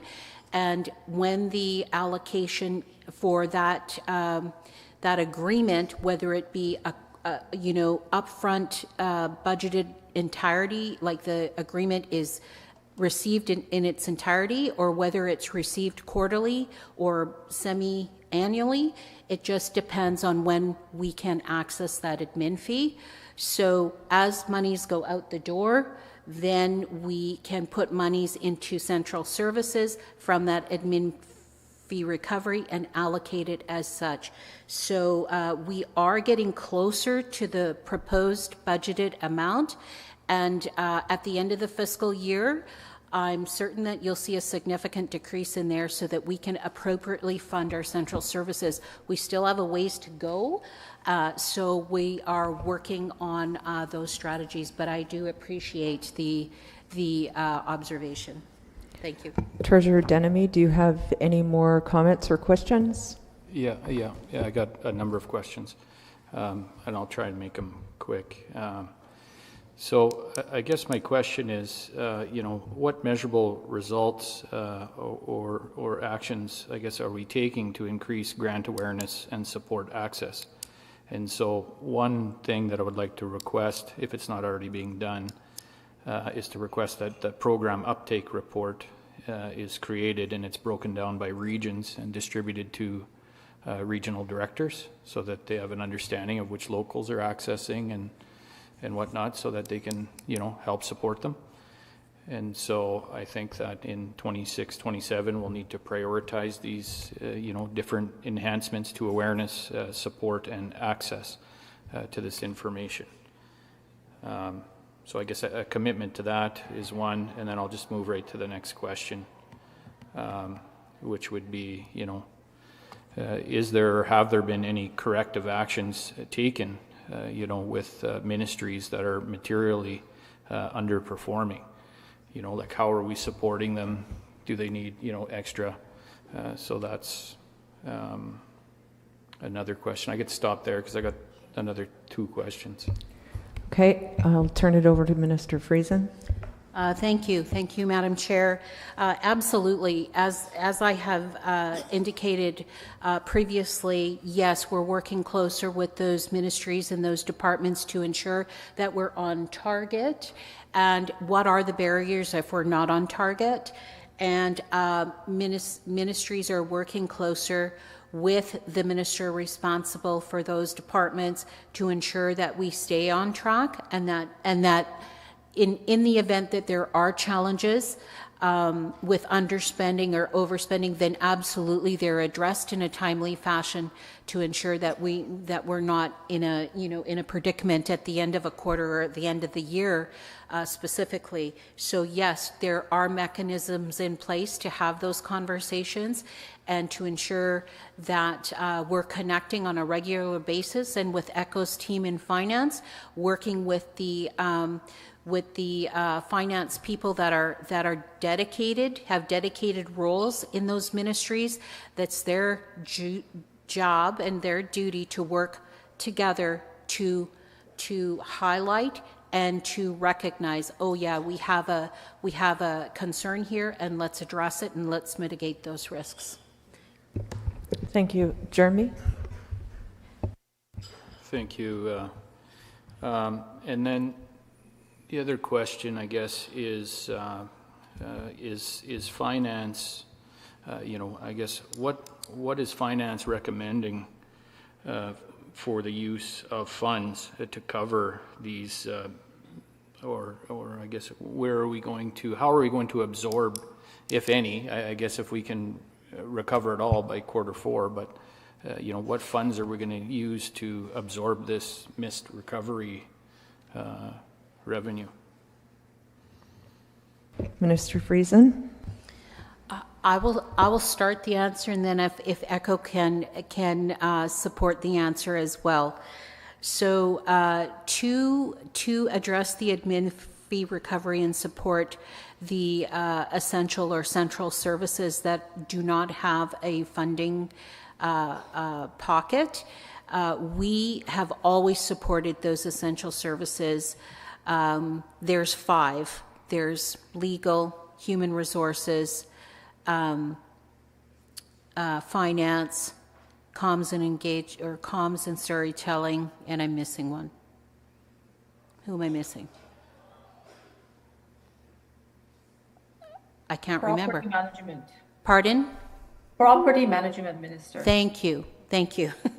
So we have always supported those departments from internal services, and through every admin fee recovery opportunity, we support those services through that, and we'll continue to support those central services.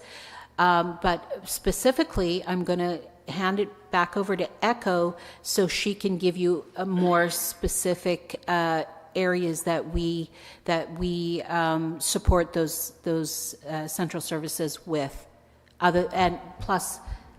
support with admin fee recovery, but other areas as well. Go ahead, Echo. Thank you, Minister, and thank you, Treasurer Delamy's questions. I want to say that although we do a quarterly close process every quarter in finance to make sure that we capture the admin dollars, but it always will happen close to year end, and especially during the year end process, that a correction or a catching up of expenditures and recognition of activities and then the costs associated to them will happen, and then we will do that final adjustment. And it's very not a complicated, but it's a very extensive process, and it covers a lot of areas so that we make sure the admin fees are for all the eligible areas, programs, and funding agreements are properly calculated. We're taking very conservative approaches throughout the year to not to over calculate and over recognize admin fees. So we will see that a gap is being closed here as well. I just want to also mention the internal transfers will also happen, and we shall look at it as a mean of admin fee recovery as well. So it reduces the cost of the internal services department's costs. So our properties, our fleet, our other services provided to various departments and ministries that are not just admin fees. They are actual operating costs for the departments, but provided by our internal service departments. So those will be recognized as well. So that will further close the gap. And I just want to circle back to Women's President Langham's question about the local event support. That $75,000 was related to educational day of learnings event that was hosted by the locals, one of the locals. So yeah, that's the budget and the actual of that specific line item. Thank you, Echo. Okay, so I had said that I was going to cut off a discussion. Point of order, Chair. Oh, I'm sorry. You go ahead. Okay. So the next question, I guess, is I guess looking forward, I guess some changes that, I guess what changes will be made next year. So to make sure that approved budgets are tied to real delivery capacity.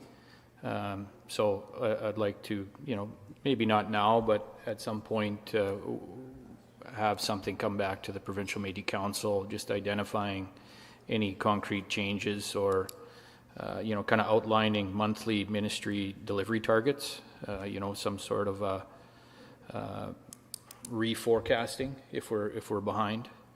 after quarter one or quarter two or quarter three, and then some sort of a recovery sensitivity analysis and an automatic PMC escalation when ministries are falling materially behind, so that we're aware. So that's my kind of that. And then I have one other thing here for a topic that Minister Morasti had raised. And I guess the question is the status of UPIP. And so I'm pretty sure that if history repeats itself, that the UPIP was not fully expended, and being that there'll be money that needs to be spent by March 31st.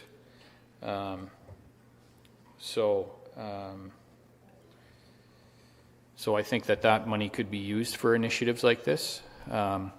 And so if we can get a kind of an update on that, the current status. Thank you. Just before you stop there, is that your final question? That's my final question. Minister Friesen. Thank you.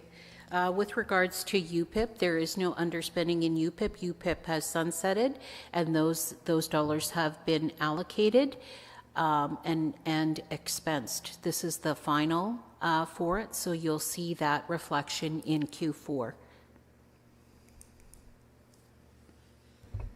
Okay, thank you. Just for clarification, so what you're saying is that all locals have accessed their allocation for funding? Minister Friesen? Yes, yes and no. Not all locals have accessed UPIP funding. As of my last report, not all locals have accessed that funding, but I can tell you that the UPIP funding arrangements are sunsetting at the end of March. Okay, thank you. I'm sorry if I gave the impression that I was cutting you off from speaking, or anybody off from speaking. I was going to say I thought you were done, Treasurer Denemy. I have 3 speakers left on the speakers list, and then we'll bring this to a close. We will have a break, a health break, before we go in camera, so that we can sort of close this portion of our agenda. So I'm going to turn to, I have Minister Fullerton, President Heiser, and President Langen. You have the floor. Thank you, Madam Chair. One of the first questions was if you could go back onto the screen under the grants, the grants to regions and locals analysis. I'm just wondering, like the Saskatchewan IPCA grant, is that not an external grant? And my question is, was that applied for externally on their behalf? And is that, I know Minister Morasti should probably be best to answer that. Go ahead. Thank you. And yes, the Saskatchewan IPCA grant was done by one of the locals in NR3. It was independent to them, asking our government to support. We did that, and then it was then brought under the region for other reasons we won't talk about today. But it's coming again, like others, it's sunsetting. So I asked the question too, why it was shown on here and not before, like why all of a sudden, but yeah. Okay, go ahead, Minister Friesen. Thank you, Madam Chair. Yes, correct, Minister Morasti. We just wanted to be transparent on all funds that we manage and administer, and this grant was just a pocket that we were administering on behalf of the region as requested. Thank you. My other question is, can we just get some clarity on exactly what compromises the other revenues?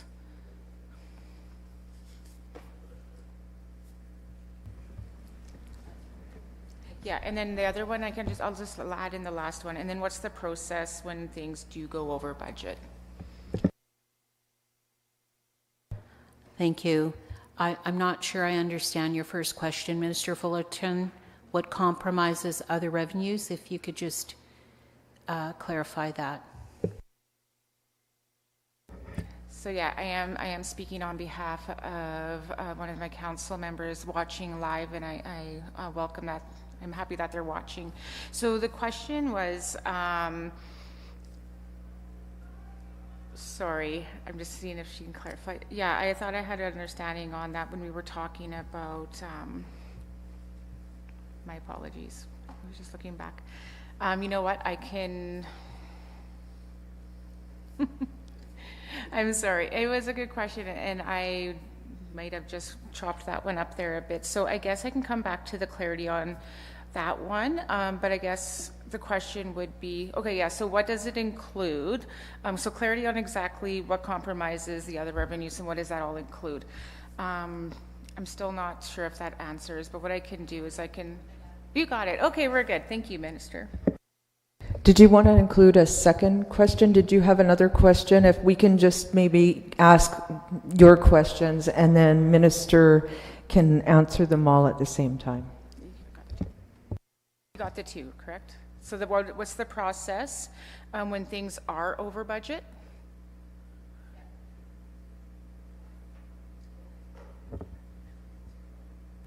Okay, I think Minister Friesen understands the questions, and so she'll answer. Yes, thank you. I got it.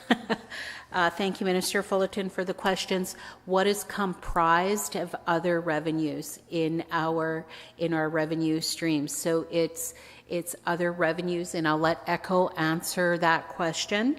And the process for over budget, I'll also let Echo answer that question. And it's a process. I have to tell you, it is a process. So that's why we monitor and ensure that we're not over budget in areas, particularly if we're waiting for future funding that has been committed. It might look like we're over budget in those program areas because we're waiting on funds. And that's what the delay is most often, is because we haven't received the funding allocation yet. That's one reason. And if Echo can just expand on that, that would be primarily the only reason why we're over budget is because we're waiting on funds, because it is not good practice to continue to spend when you don't know where the funds are coming from. So I'll let Echo respond to the other consolidated revenues. Echo, what are those comprised of, and our process for monitoring the budget to ensure we're not overspending. Thank you, Minister Friesen, and thank you, Minister Fullerton, for the questions. So the other revenues line item is comprised of our self-generated revenues, provincial government's revenues, and other partnership generated revenues, and some of the smaller funding grants, again from either a municipal government or other non-for-profit or non-government organizations.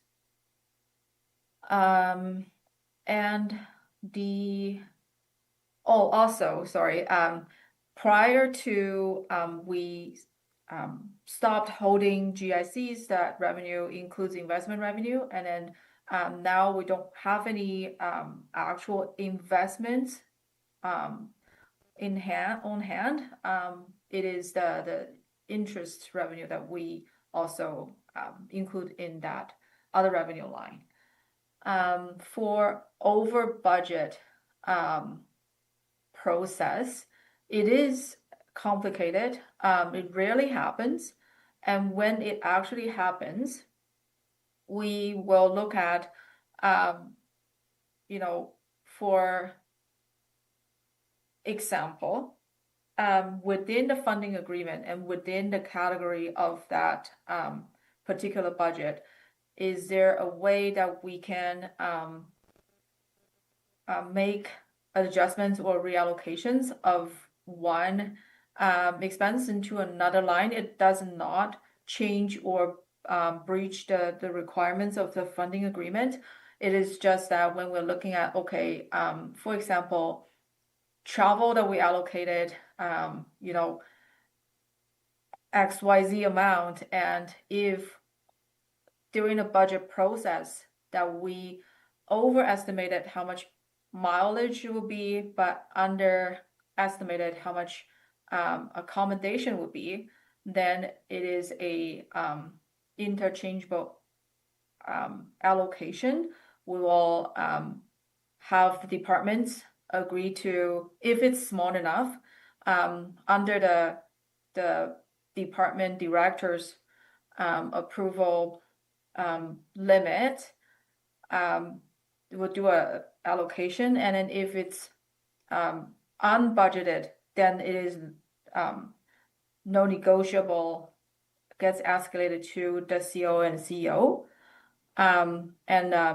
The delegation of authority appendix tables limits will trickle in, and the process will be started for large amounts that are exceeding the CO's approval limit.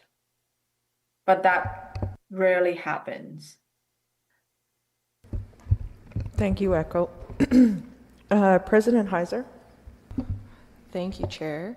Okay, so looking at page 8 to grants to regions and locals, I was wondering if there is a possibility of the Provincial Métis Youth Council being able to partner with regions and locals to be able to access these grants.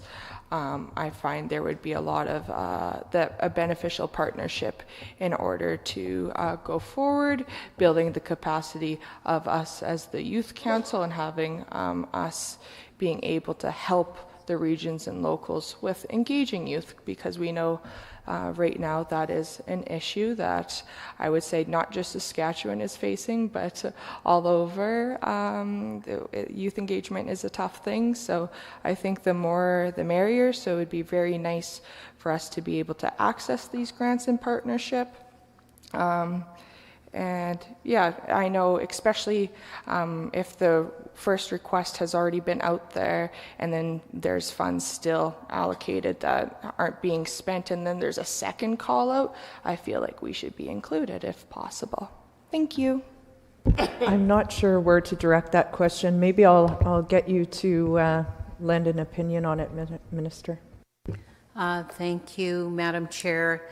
I think that, since we're talking about collaboration and working together and working better together, I think it's just makes sense to have youth at the table or youth engaged in cultural events and activities. So I think it warrants a further discussion on that, but finance would be open to that. Yes, thank you. I think President also has a comment on that. Anyway, a great idea in regards to getting yourself involved, not trying, but getting yourself involved with events across our province. We have 12 regions and we have 12 representatives sitting around the table. I would urge you to be able to connect with them, plan out regional meetings, put your thoughts on paper to them in regards to what you would like to see, and then get your youth involved within those regions to be able to sit down with the regional councils and start those discussions. Thank you, Madam Chair. Thank you. Mr. President, do you have anything else that you wanted to comment or question, President? No? I'm good, that's it. President Langen, you have the last word on this subject. Awesome, I'll make it quick, thanks a lot. So back to Echo on the $75,000. I didn't really get the proper answer I was asking for. I was asking where it was spent, like who received it. And then my last question, I believe, would be to Minister Friesen, and it's kind of funny that Youth President asked this, because I'm asking that if there's any opportunities for LFDM to apply for the CEG and other grants that are being made available to the locals. So those are my two questions, and I'm done. Thank you. Thank you so much. Minister Friesen? Thank you, President Langen. I'll let Echo answer about the grant to a local. I kind of have an idea of who that might be, but I don't want to. I don't want to say without knowing that first. So I'll leave that to Echo to answer. And the other one is opportunities for LFDM to apply to funding opportunities with M&S. We would have to ensure that we include LFDM or women in the resolution when we have approved those funding pots and accessibility for locals and regions. We would have to include them, and that is another further discussion with the Provincial Métis Council. Echo? Yes, the local that received the local event support grant is Comfy. Okay, thank you, everyone. Thank you to Minister Friesen and to ECHO and to the Department of Finance. This concludes this part of the agenda. I just want to make a couple of points, one of which is it's 3 o'clock. We were scheduled to be in camera at 2. So I'm going to suggest we have our 15-minute health break, come back and go into camera. So for those that are online and watching and participating in our meeting today, this will bring that portion to a close, and the Provincial Métis Council will go in camera at 3:15. So thank you, everyone, for being here. And 15 minutes is 15 minutes, if that's okay. Thank you.